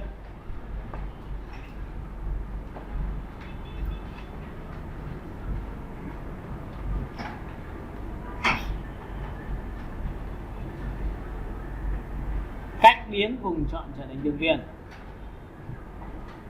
Vậy thì bước 1 các bạn có công nhận với tôi là phải có vùng chọn nó, đúng không? Nhìn nhá, vẫn là cái bố cục như này, nhưng để muốn cho nó đẹp hơn và diêm dúa hơn thì tôi sẽ chơi một trò như sau là chuột phải chọn một cái cuối cùng. Các bạn nhìn thấy tôi chọn ở cái cuối cùng là thằng này chưa? Để muốn quay trở lại vùng chọn cho thằng này, tôi muốn làm viền đúng bằng cái hình nét này thì tôi làm một cách nào? Thì tôi sẽ dùng lệnh là Ctrl và tích vào cái ảnh thu nhỏ của đối tượng. Thì có phải quay trở lại nhau không ạ? Quay trở lại như này thì các bạn có đồng ý tôi là tôi có vùng chọn mà tôi muốn có đường viền thì có phải đường viền có phải là một đối tượng không ạ? Mà là một đối tượng thì chắc chắn phải có một layer mới, đúng chưa? Không làm trên cái nền khác, tích vào đây. Nhìn thấy có layer mới chưa? Rồi bắt đầu nha, tiếp tục này. Vậy thì tôi muốn biến cái vùng chọn đấy trở thành một đối tượng hay là cái đường viền đấy thì chắc chắn là chúng ta phải đang ở vùng chọn, đúng không? Lại phải quay trở về vùng chọn nhá. Nhìn nhá, nghe này chưa? Chuột phải chọn vào chốc, quyết nào tạo đường viền theo cái vùng chọn đấy. Tại sao phải có đường viền thế? Tại sao thầy nói có đường viền? Bởi vì thiết kế của đồ họa của chúng ta là phải có mảng và nét. Mảng là mảng màu đấy, còn cái nét chính là cái đường viền. Hiểu cái này chưa? Thì nguyên tắc đồ họa chính là cái này. Cái này các bạn sẽ bắt gặp rất là nhiều trong những bản thiết kế của tôi. Nhìn này, chọn đây. Và sau khi tôi chọn đường viền xong, tôi muốn chọn là nó là màu trắng, tôi đặt lên màu trắng. Phần thứ hai tôi đặt cho nó độ to nhỏ nó bằng 2 pixel. Có nhìn này không ạ? Rồi nhá. Nhìn này đường viền nhá, có rồi. Nhìn này. Vùng chọn có rồi. Chuột phải xong thì mới ra được cái bảng này. Chọn vào stroke, chọn màu. Xong chưa? Chọn độ to nhỏ xong chưa? Ấn OK nhá. Nhìn này. Layer mới có chưa? Có rồi. Ấn rồi. Nhìn này V và Ctrl D. Các bạn có nhìn thấy cái viền này của tôi không ạ? Đấy, rất sắc nét đúng không? Rồi tiếp em nhá. Lúc này do nó sắc nét quá, tôi ấn số 5. Các bạn có thấy nó mờ đi không ạ? Rồi. Nếu lúc này tôi dùng công cụ M, tôi quét qua một nửa phần phía trên như này chưa? Tôi xóa đi được không ạ? Thì các bạn có thấy là cái đường viền tôi sẽ chạy đây phát là biến mất ạ. Biến mất phần phía trên không ạ? Rồi. Thì lúc này chúng ta phóng to lên. Chúng ta vẽ thêm một giá trị vào đây là hình tròn.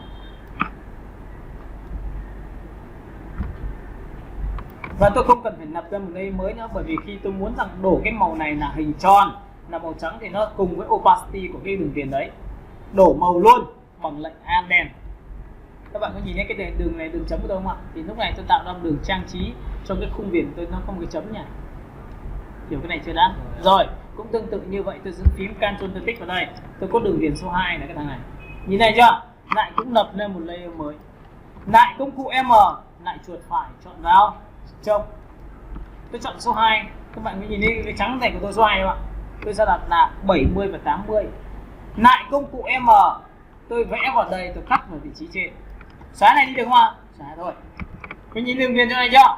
Rồi lại phóng to và giữ phím cách đặt vào đây. Lại dùng công cụ M, quét qua đây một tí. Nhìn này chưa? Đổ màu trực tiếp bằng lệnh là Undo. Tôi có được giá trị số 2. Bạn có nhìn thấy cái này của tôi nó có đường này không ạ? Hiểu cái này chưa? Thì cái này gọi là đường viền nhưng trang trí. Rồi tiếp theo tôi vẽ với vùng chọn số 3 bên ngoài. Nhưng luôn luôn phải tạo ra cái miếng hình kia nó phải có to vừa nhỏ nên sẽ vẽ kỹ nhại được không ạ? Nhìn đường viền tôi chưa? Cái này là tận dụng vùng chọn, còn cái này là tôi tự vẽ ra vùng chọn mới. Và lại lập ra một layer mới.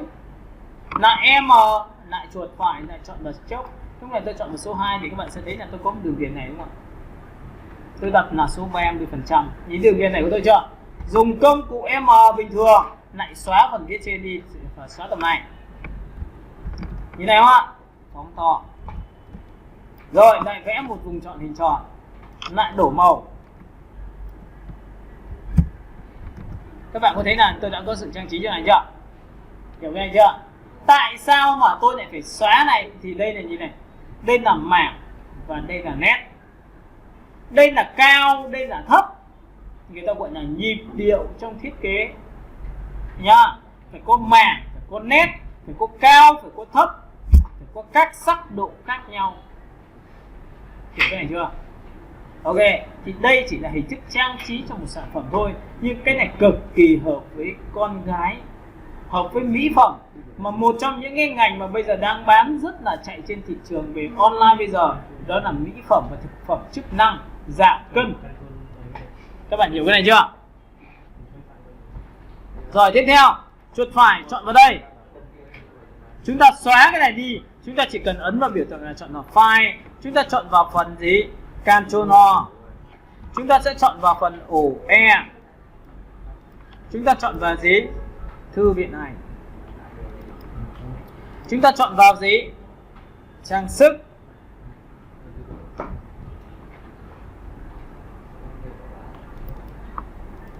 Và tất nhiên rồi các bạn sẽ kéo xuống đây thì chúng ta có một cái hình ảnh. Ví dụ đây là những hình ảnh cô gái chẳng hạn như này. Hiểu không ạ? Ctrl E chọn hết, Ctrl C copy và Ctrl V kép vào tắt tôi đi. Chuột phải chọn vào cái miếng màu đậm của tôi chỉ cần ấn vào Ctrl V thôi. Thì cô gái sẽ rất là lớn, nhìn thấy lớn chưa? Ctrl Alt G là cho chui vào. Các bạn thấy chưa? Nhìn này chưa? Nhưng do cái trang sức của chúng ta hơi bị ngược và nhìn vào một chiều khác nhau nên bắt buộc phải dùng tiêu chí của Ctrl T hôm trước. Chuột phải vào biểu tượng chọn vào phần lật đối xứng theo trục nằm dọc. Kéo sang bên tay trái. Ảnh hơi to, thu nhỏ lại để nhìn được cái cổ cô gái. Sang bên này một tí, xuống một tí nữa thì sẽ có tóc hơn. Như này chưa? Rồi đặt lên đây. Thì các bạn có thấy là khi mà tôi làm như này thì cái sản phẩm của chúng ta đã được rất là đẹp, bởi vì nó sẽ tạo ra tính trang trí rất là cao. Hiểu phần này chưa đã? Rồi tiếp theo bỏ qua hình tròn nhá, đây là một hình tròn nhá. Rồi tiếp theo bây giờ chúng ta sẽ sang bố cục hình tròn tiếp theo khác gì nào. Hình tròn chúng ta vẽ đây một điểm.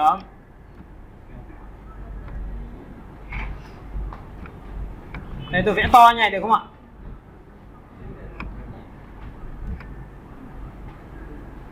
Các bạn nhìn thấy tôi vẽ to như này chưa?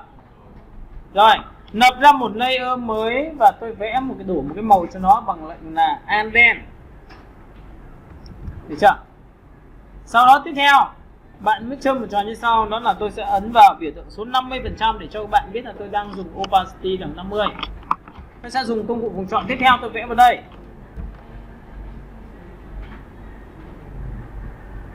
Mọi người nhìn này chưa? Tiếp theo lúc này châm một tròn sau lại nập ra một layer mới, lại đổ một cái màu trắng và tôi đặt 50%. Bạn có thể nhìn thấy giao nhau của hai cái này không ạ? Rồi tiếp nhá. Lúc này này, sau khi làm xong tôi sẽ châm một tròn là tận dụng vùng chọn. Tại sao tận dụng? Vì tôi muốn cắt một cái hình ở giữa như này, tôi đặt một cái miếng gọi là đồ ăn hải sản vào đây. Đây là giống như hình tạo hình con cá, các bạn nhìn thấy giống con cá chưa? Đấy nhá. Nhưng mà tôi muốn tạo ra chính bằng cái đoạn đấy.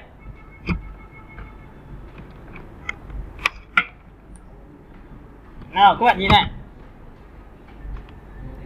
Thì các bạn có đồng ý với tôi là để muốn quay trở lại vùng chọn cho đối tượng,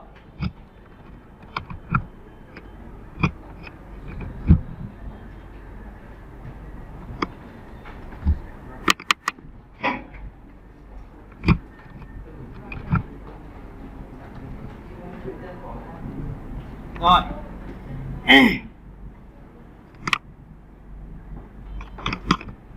đây các bạn nhìn này. Lúc này thầy sẽ chơi một trò như nào, giữ phím Ctrl tích vào đây. Bạn có thấy là tôi có trở lại vùng chọn cái này không ạ? Nhưng lúc này tôi lại không dùng vùng chọn trên cái đối tượng này, mà tôi lại dùng trên đối tượng dưới, là chính là hình cong này. Đó, vậy thì tôi sẽ chọn hướng lên dưới. Thì các bạn có đồng ý với tôi là cái vùng chọn này giao với cái hình này nó ở phần này không ạ? Tôi tắt bỏ cái mắt trên cho bạn xem nhé, có phải nó giao nhau không ạ? Vậy thì nếu mà tôi ấn vào lệnh là Ctrl G thì các bạn có đồng ý với tôi là cái này sẽ nhân bản đấy không ạ? Nó chỉ nhân bản trong cái vị trí này không ạ? Đúng chưa? Thử nhá. Nào ấn vào Ctrl G. Nhìn thấy sáng chưa? Kéo ra cho xem. Tôi nhìn này không ạ? Rồi vậy thì cái này tôi đẩy 100%. 100 chưa? Rồi bật cái mắt này lên. Bắt đầu làm này. Tiếp theo tôi quay trở lại vùng chọn giữa đối tượng này, lại quay trở lại, nhưng lúc này lại cũng không dùng trên cái mắt này nữa, lại tạo ra một layer mới và tôi tạo ra cái stroke cho các bạn này. M chuột phải chọn vào stroke. Các bạn có nhìn thấy cái này của tôi không ạ? Rồi tôi sẽ đặt số 2. Thì các bạn có nhìn thấy tôi có một cái viền số 2 chạy qua từ đây đến đây không ạ? Rồi tiếp theo cũng tương tự như vậy, tôi lại chuột phải, tôi chọn cái layer đầu tiên, giữ Ctrl tích vào đây. Có vùng chọn chưa? Tôi cũng không dùng trên layer này, không dùng trên layer này nữa. Vậy thì tôi lại lập ra một layer mới, tôi lại M chuột phải chọn vào stroke tiếp theo. Các bạn có đồng ý với tôi là hai cái hình này cắt nhau sẽ tạo ra một cái miếng thứ ba là cái này không ạ? Hiểu cái này chưa? Còn cái này không có dùng nữa. Xóa đi. Cái này cũng có dùng nữa đâu, chừng ra vẽ cái đấy để vào ướm thôi. Em thấy chưa? Hình này nhìn thấy chưa? Rồi chơi trò nha. Tiếp theo này, lúc này cái đường viền của tôi là đầu tiên là số 2. Các bạn có đồng ý tôi là cái đường viền của tôi chính là cái này không ạ? Số 4 không ạ? Có nhìn này chưa? Các bạn được quyền là lệch xuống một tí. Bạn có nhìn thấy cái khe tôi có một đường viền tôi lệch xuống một tí thì có phải nó check so với cái đoạn này một tẹo không ạ? Rồi M cắt cái này đi ở phần phía này, xóa đi. M cắt cái phần này ở phần phía này. Các bạn có thấy đường viền này tôi có nhảy chưa? Rồi cũng tương tự như vậy, tôi chọn số 5, tôi đẩy sang phải. Có nhìn chỗ này không ạ? Rồi M tôi cắt từ đây, cắt ngược này đây, xóa đi. Cũng tương tự như vậy, tôi M tôi cắt từ đây đây, xóa đi. Thế các bạn nhìn thấy đường viền này tôi chọn. Rồi tiếp theo, đối tượng này tôi đã có được cái hình nét của tôi là cái hình nét này rồi. Tôi ấn ở quyền Ctrl G thì có phải là có hai cái nét không ạ? đẩy xuống một tí. Số 5. Nhìn chưa? Rồi Ctrl Z tiếp theo, đẩy xuống một tí. Số 3. Được chưa? Ctrl Z đẩy xuống một tí. Số 1. Các bạn có nhìn thấy cái đường này của tôi không ạ? Cũng tương tự như vậy, tôi sẽ chuột phải vào vị trí thứ hai bên này là số 5. Ctrl Z đẩy sang bên này. Ấn vào số 5. Ctrl Z tiếp theo, đẩy sang bên tay phải chúng ta một lần nữa. Số 3. Ctrl Z chúng ta đẩy vào đây.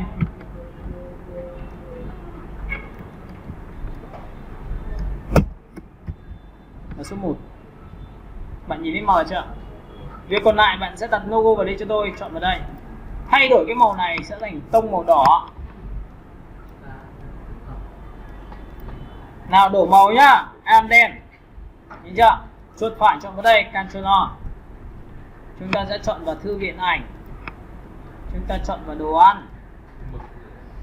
Mực như vậy thì không có. Đây chưa có mực nhá, chỉ có mấy cái này thôi. Kéo xuống. Ctrl A, Ctrl C, Ctrl V kép. Chuột phải chọn vào cái số 3, nhìn cái số 3 chưa? Ctrl V, Ctrl Alt G. Rồi Ctrl T, thu nhỏ lại.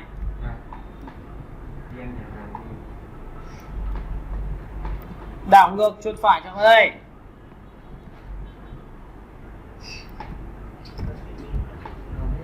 Bạn nhìn này chưa? Thì với cái cách này người ta có thể làm ra một loại bố cục tiếp theo là do cắt giao giữa hai vùng tròn với bố cục hình tròn. Xong chưa? Rồi tiếp tục lại xóa. Nhìn này. Cũng tương tự như vậy, có những người ta tạo bố cục như này. Bố cục chọn hình tròn.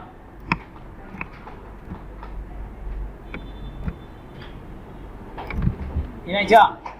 Lập ra một layer mới và đổ một cái màu, đó là Ctrl đen, là đổ màu trắng. Sau khi làm xong, tôi sẽ lập ra chọn một cái hình tròn tiếp theo, tôi vẽ vào đây.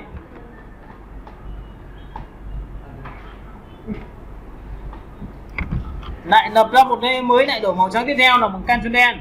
Tôi có màu trắng thứ hai và ấn số 5. Nhìn chưa? Tiếp theo dùng cái vùng chọn thứ 3, tôi vẽ vào đây là một cái nhụy. Nhìn nhụy ha chưa? Đấy nhá. Lập ra một layer mới, lại đổ một cái màu thứ 3 bằng Ctrl đen, cái màu trắng thứ 3. Cái này tôi sẽ ấn số 3 cho các bạn. Xong cái này chưa đã? Tiếp tục này, nhìn này. Trong trường hợp này thầy muốn là tạo ra một cái vùng chọn theo kiểu hình. Giữ chọn này, giữ Ctrl quay trở lại cái này thì có phải vùng chọn này không ạ? M thầy dịch chuyển cái vùng chọn này sang bên tay phải. M là mình dịch chuyển được vùng chọn nhá. Chuột phải vào biểu tượng của hình đầu tiên là cái này đúng không? Là cái này này. Tuấn xóa thì có phải xóa cái đoạn này không ạ? Tạo khe. Nhìn xóa chưa? Rồi Ctrl D nhá, nhìn thấy chưa? Chuột phải vào thằng dưới lại giữ Ctrl và tích vào đây, có phải có vùng chọn chưa? Lại M dịch chuyển sang bên tay phải. Có phải nó xê lệch cái này một tí không ạ? Nhưng lại chuột phải chọn là ông này. Chuột phải chọn đúng ông này, lại xóa. Nó nhìn thấy hình này không ạ? Và cái này bây giờ đương nhiên là 100%. Xong này chưa? Tiếp theo, ông này giữ phím Ctrl. Có vùng chọn chưa? M dịch chuyển xuống dưới. Như này đúng không ạ? Chuột phải vào cái ông ở dưới, xóa luôn. Các bạn có thấy khe này không ạ? Cái này đẩy 100%. Đây, bố cục của tôi đây. Việc còn lại của chúng ta là gì? Nhìn này. Ví dụ, trong trường này Tuấn số 5 cái này. Có phải là cái này được chưa? Ấn vào Ctrl Z. Có hai cái và Ctrl T thu nhỏ lại. Nhìn này chưa? Cái này 100%. Chuột phải vào ông này đúng không? 50%. Ctrl Z, Ctrl T thu nhỏ lại. Cái này 100%. Chuột phải vào ông này 50%. Ctrl Z. Chúng ta chọn vào Ctrl Z, Ctrl T thu nhỏ lại tiếp theo. Và cái này 100%. Như này không ạ? Cái đầu tiên tôi ấn vào Ctrl O. Chọn một sản phẩm. Ctrl A, Ctrl C, Ctrl V kép. Chuột phải chọn vào đây. Ctrl Alt rồi chui vào, thế là một thằng.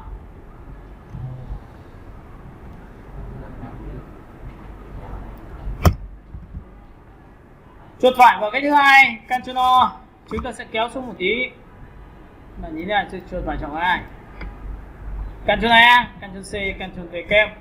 Chuột phải vào cái thằng này, Ctrl V và Ctrl Alt G. Ctrl T thu nhỏ lại.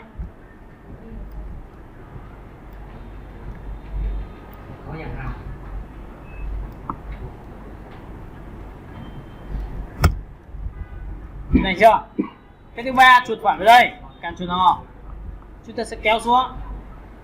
Tôi sẽ chọn rau củ quả chỗ này, bởi vì nhiều thịt quá rồi.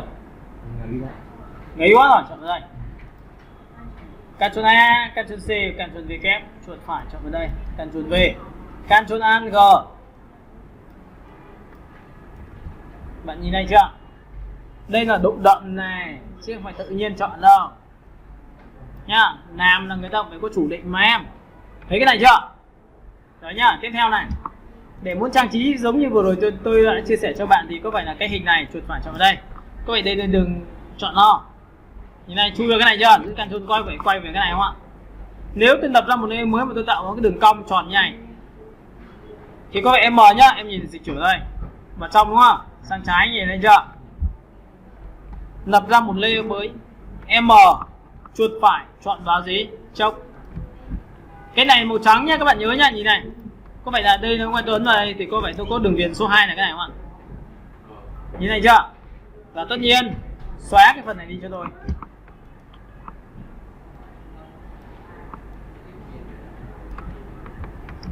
Tôi vẽ thêm một cái hình tròn vào đây nữa. Đổ màu nhá. An đen. Thì có được một cái chấm chỗ này chạy từ đến đây. Được chưa? Tiếp theo, cái hình này chuột phải chọn vào đây. Giữ Ctrl có phải quay trở lại ở dưới không? Nhìn này. Chọn vào cái thằng này rồi nhưng mà cái thằng mà cung tròn lại nằm ở dưới. Ảnh thì làm sao được? Giữ Ctrl tích vào đây thì có phải quay trở lại không ạ? Rồi, chơi tròn lập ra một layer mới. Nó phải trên nhá. Nhìn nhá. Rồi, lại M. Chuột phải chọn vào chốc. Thì các bạn có thấy đường viền tôi có được cái này không ạ? Tôi dịch chuyển sang trái cho bạn. Nhìn này chưa? Nhưng lúc này tôi dùng công cụ M, tôi xóa phần này đi. Tôi xóa phần này đi. Thế tôi chỉ xóa đây thôi. Thì các bạn có đồng ý tôi có một cái đường chạy trắng trắng này chỗ này chưa? Lại chọn vào đây, vẽ vào đây. Lập ra một layer mới rồi, đổ màu thôi. Tôi có được chấm số 2. Có nhìn thấy cái này không ạ? Và cái này có thể chạy ngược lại chỗ này. Nhìn chưa? Thay cho việc đấy bây giờ ngồi quay trở lại vùng chọn lâu quá. Chơi tròn như này, vẽ trực tiếp luôn. Giữ phím cách, biết vẽ vùng chọn như này rồi đúng không? Dạy cái này chưa? Rồi, bây giờ chọn vào đây. Như này cho nhanh không? Lập ra một layer mới. M, chuột phải chọn vào chốc. Tiếp theo, tôi có được vùng chọn số 3. Thì cái này tôi sẽ xóa đi, M.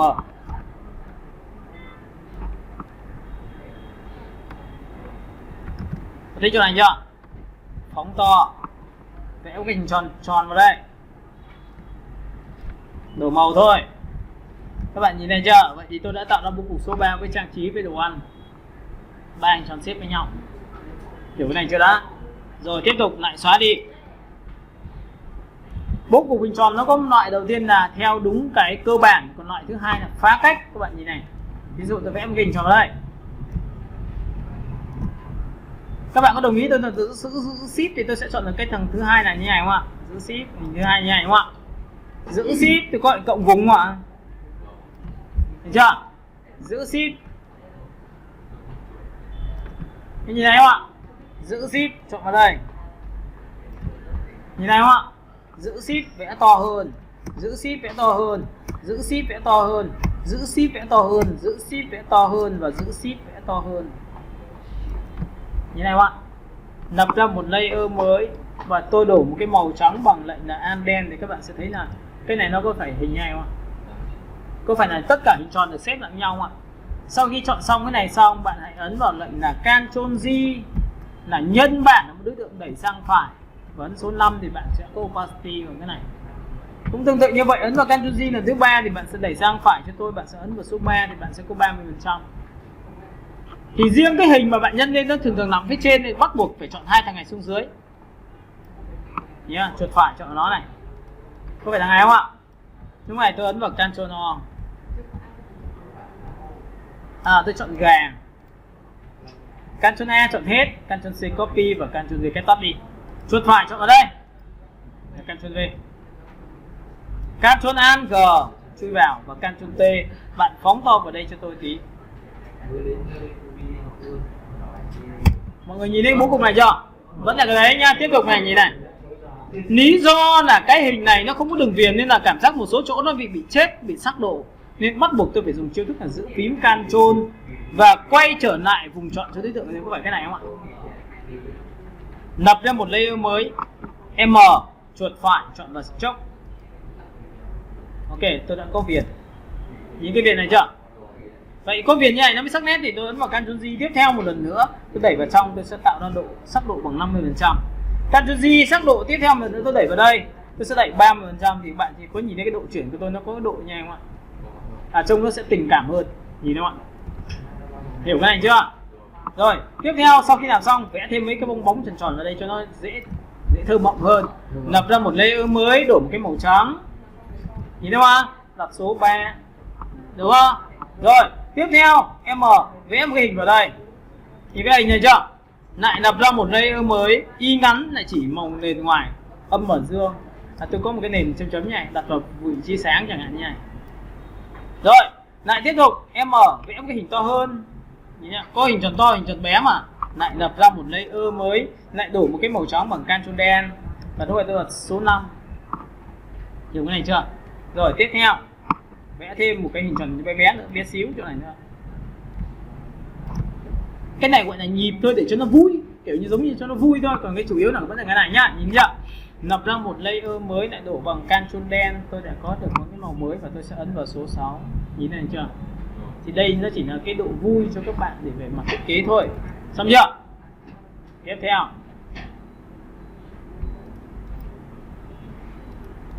Rồi, tiếp theo xóa hết. Thì các bạn có đồng ý với tôi là ấn vào Ctrl O mà có đôi lúc mà chúng ta thiết kế nó chỉ cần như này không ạ? Tôi chọn một cái cà phê. Như này chưa? Ctrl A, Ctrl C, Ctrl V kép. Chọn vào Ctrl V như này đúng không ạ? Ctrl T.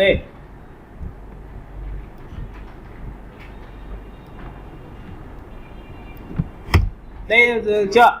Lại Ctrl O.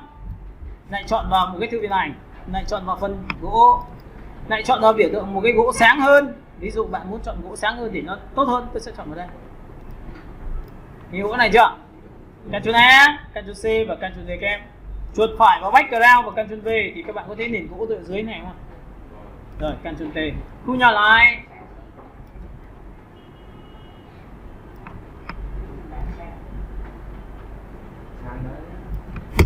Có nhìn này chưa? Cái hình này có cứng không? Chuột phải chọn vào đây. M bạn sẽ chọn vào đây cho tôi, vẽ một cái vùng chọn bên này. Được chưa?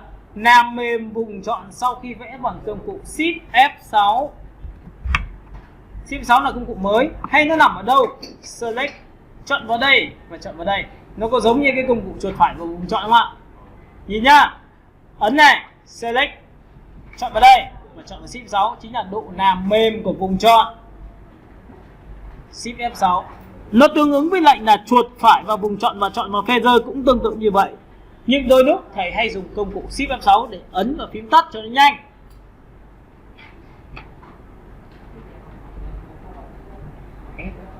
Shift F6 này, em nhìn đây này chưa? Nó có chữ này.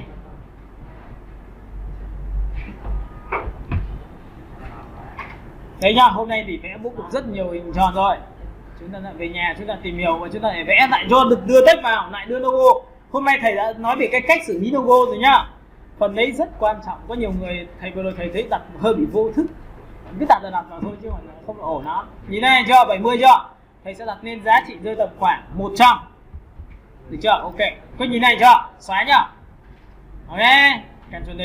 Và bên này thầy sẽ là tích bên này, còn bên này thầy sẽ đặt như này là xong rồi. Chỉ thế thôi. Tôi thấy là người ta làm về vùng chọn đâu nhất thiết phải cứ phải quét qua một cái chỗ đâu. Xong chưa? Tiếp theo đoạn này phải bật mạng. Bật mạng phải tạm dừng. Các bạn nhìn này, có một cái phần thứ hai nữa là chúng ta dùng ảnh PNG. Mà PNG đấy là PNG mà chúng ta lấy trên mạng. Các bạn chỉ cần search cái chữ mask của Photoshop thôi, là cái mặt nạ đấy là được rồi. Chúng ta xóa hình này đấy nhá. Tôi ấn vào Ctrl T đẩy ra sau này cho các bạn xem này, nhìn chưa? Ctrl O, thầy sẽ lấy một cái file, đó là file về ngoài cái màn hình của chúng ta, chính là cái file mà thầy đã download về. Đây, các bạn nhìn thấy chưa? Là sao? Đây file PNG mà. Như này chưa? Rồi phải chụp màn hình vậy. Không được rồi, nhưng mà thầy muốn là lấy về cái này, tại vì là có một cái file mà trước thầy ấn vào đây, như này chưa? Bình thường, ok, nó sẽ là ảnh không có nền như này nhá. Nhưng mà cái này lại không ra. Chết thật. Các bạn nhìn này, lên trên mạng search cho thầy những cái ảnh PNG như này nhá. Nhớ phải là PNG thì chúng ta mới nhìn được đọc thông số xuyên suốt này. Các bạn nhìn lên xuyên chưa? Sau khi đã có các thông số này xong thì các bạn chỉ cần chọn cho tôi đó là Ctrl O thôi. Lúc này chúng ta sẽ chọn đến một cái đồ như là cà phê, nó sẽ cực kỳ hợp. Ví dụ thầy chọn một cái cà phê nhảy. Nhìn không ạ? Ctrl A là chọn hết, Ctrl C là copy và Ctrl V kép là tắt nó đi. Chuột phải vào cái màn hình của chúng ta là chính cái hình này, nhìn thấy chưa? Thì chúng ta ấn vào Ctrl V, cái ảnh của chúng ta to nha. Thu nhỏ cái hình lại bằng Ctrl T và thu nhỏ như này nhá. Này chưa? Các bạn nhìn này, nếu mà chúng ta chọn vào Ctrl G thì nó sẽ xuất hiện giống như là những cái giọt cà phê của bạn. Ctrl G như này. Các bạn nhìn hình này chưa? Hiểu cái này chưa đó? Và nó sẽ ra chất hơn. Nếu mà bạn làm về một cái menu cà phê mà có cái tung tóe mà bạn cho ảnh chui vào, nó cũng sẽ ngẫu hứng hơn. Nhìn đúng không ạ? Thì ảnh này PNG mới được cái này. Còn bình thường vừa rồi là không có được cái này đúng không? Nhưng vừa rồi thầy mới dùng kỹ thuật là thầy dùng nọc xuyên sáng thì nó sẽ được những cái biểu tượng như này, các bạn nhìn thấy không? Ok, vậy thì với cái cách đặt như này nhá, nhìn đây nhá. Tôi sẽ dạy cho bạn một chiêu thức cuối cùng của bài ngày hôm nay, đó là đánh ra một chữ cà phê. Đây ạ, nhìn này. Chúng ta sẽ đánh cái tích vào màn hình là chữ T. Chúng ta chọn vào C, A, F, E, được chưa? Tạm thời nhai nhá. Ctrl T.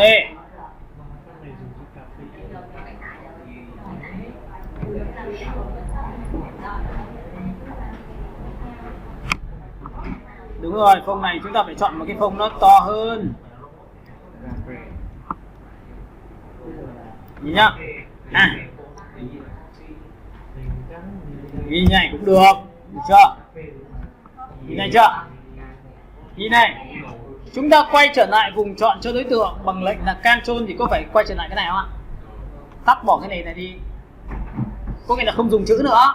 Cái chữ nó chỉ là cái khung để mình ướm theo thôi. Sau đó chúng ta dùng trên nền gỗ. Cái nhìn nền gỗ nhá. Nếu thầy ấn vào Ctrl G thì có phải nhân bản đúng chỗ này không ạ? Rồi Ctrl G. Thì bạn nhìn này. Tôi thấy có một cái chữ này đây chưa? Cái chữ này các bạn chỉ cần chọn cho tôi một giá trị, đó là multi này, làm đậm màu, bạn sẽ nhìn thấy chữ của tôi sẽ được nha. Đây là nền gỗ nhá, các bạn nhìn này chưa? Đúng rồi, cho ảnh chui vào cũng được, nhưng mà ví dụ đây là một cái cách mà cái đầu gọi là cảm giác làm nền gỗ thôi. Hiểu cái này chưa đã? Rồi tiếp theo này. Lúc này người ta sẽ dùng một chiêu thức như sau. Nếu em không dùng cái biểu tượng là dùng hòa trộn, em nhìn chỗ này chưa? Thì chúng ta muốn làm cho nó nõm vào trong, chuột phải, nhìn này, chuột phải này, nhìn này, chọn là blending option. Phần này có thể nhớ hoặc không nhớ, nhưng về nhà cứ làm thêm thôi, không sao cả. Chúng ta chủ yếu là hôm nay chỉ luyện về hình tròn thôi nhá, và bố cục rồi. Chốt lại cho tôi về hình tròn và bố cục là tốt lắm rồi. Bài sau chúng ta học tiếp. Còn cái này chỉ làm thêm thôi nhá. Blending option. Thì trong cái phần blending option này người ta sẽ có một cái là inner. Chỗ này nhìn chưa? Chúng ta sẽ chọn vào bóng bên trong, tích vào đây một cái, tích thẳng vào chữ nha, tích thẳng vào chữ. Thì cái này nó đang là màu trắng, các bạn nhìn màu trắng chưa? Chúng ta sẽ chọn cho nó một cái màu nâu đậm. Nhìn thấy màu nâu đậm chưa? Nõm xuống này, nhìn thấy chưa? Còn cái bóng này nó đang hơi bị to, tôi sẽ kéo nó thấp đi một tí. Nhìn thấy chỗ này chưa? Nhìn này không ạ? Đây gọi là bóng nõm vào trong. Tiếp theo, ở cái chữ Fx này các bạn sổ xuống, bạn có một cái được gọi là stroke. Stroke là viền, bạn thích vào đây một cái tự có viền. Có nhìn thấy viền này không ạ? Viền này bạn sẽ cho to lên cho tôi, ví dụ như viền này. Thì viền nó có bóng trong và bóng ngoài, nhìn chưa? In, out. Và cái bóng này, màu này đang là màu gì? Màu đen đúng không? Tôi chọn màu nâu. Bóng này có thể to được không? To lên. Bóng này có thể dùng hòa trộn được không? Em có thể dùng hòa trộn được không? Thì ở đây nó có rất nhiều cấp độ này, tôi có thể giảm cái opacity này xuống, hay là dùng hòa trộn của cái bóng, riêng cái bóng thôi. Thì có phải nó là multi không ạ? Nhưng tôi giảm độ này xuống. Tôi nhìn thấy là, và cái biểu tượng này thì bạn được quyền là giảm xuống một tí nữa thì nó sẽ được như này thôi. Hiểu cái này chưa?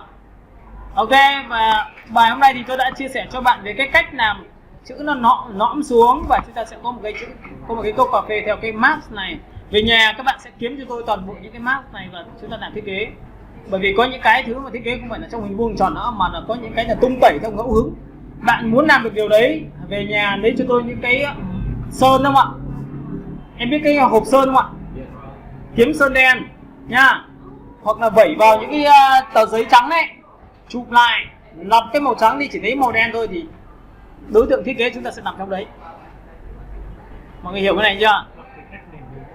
Tất nhiên thì thầy sẽ dạy sau, nhưng mà cái đấy là một cái mà để chúng ta tận dụng.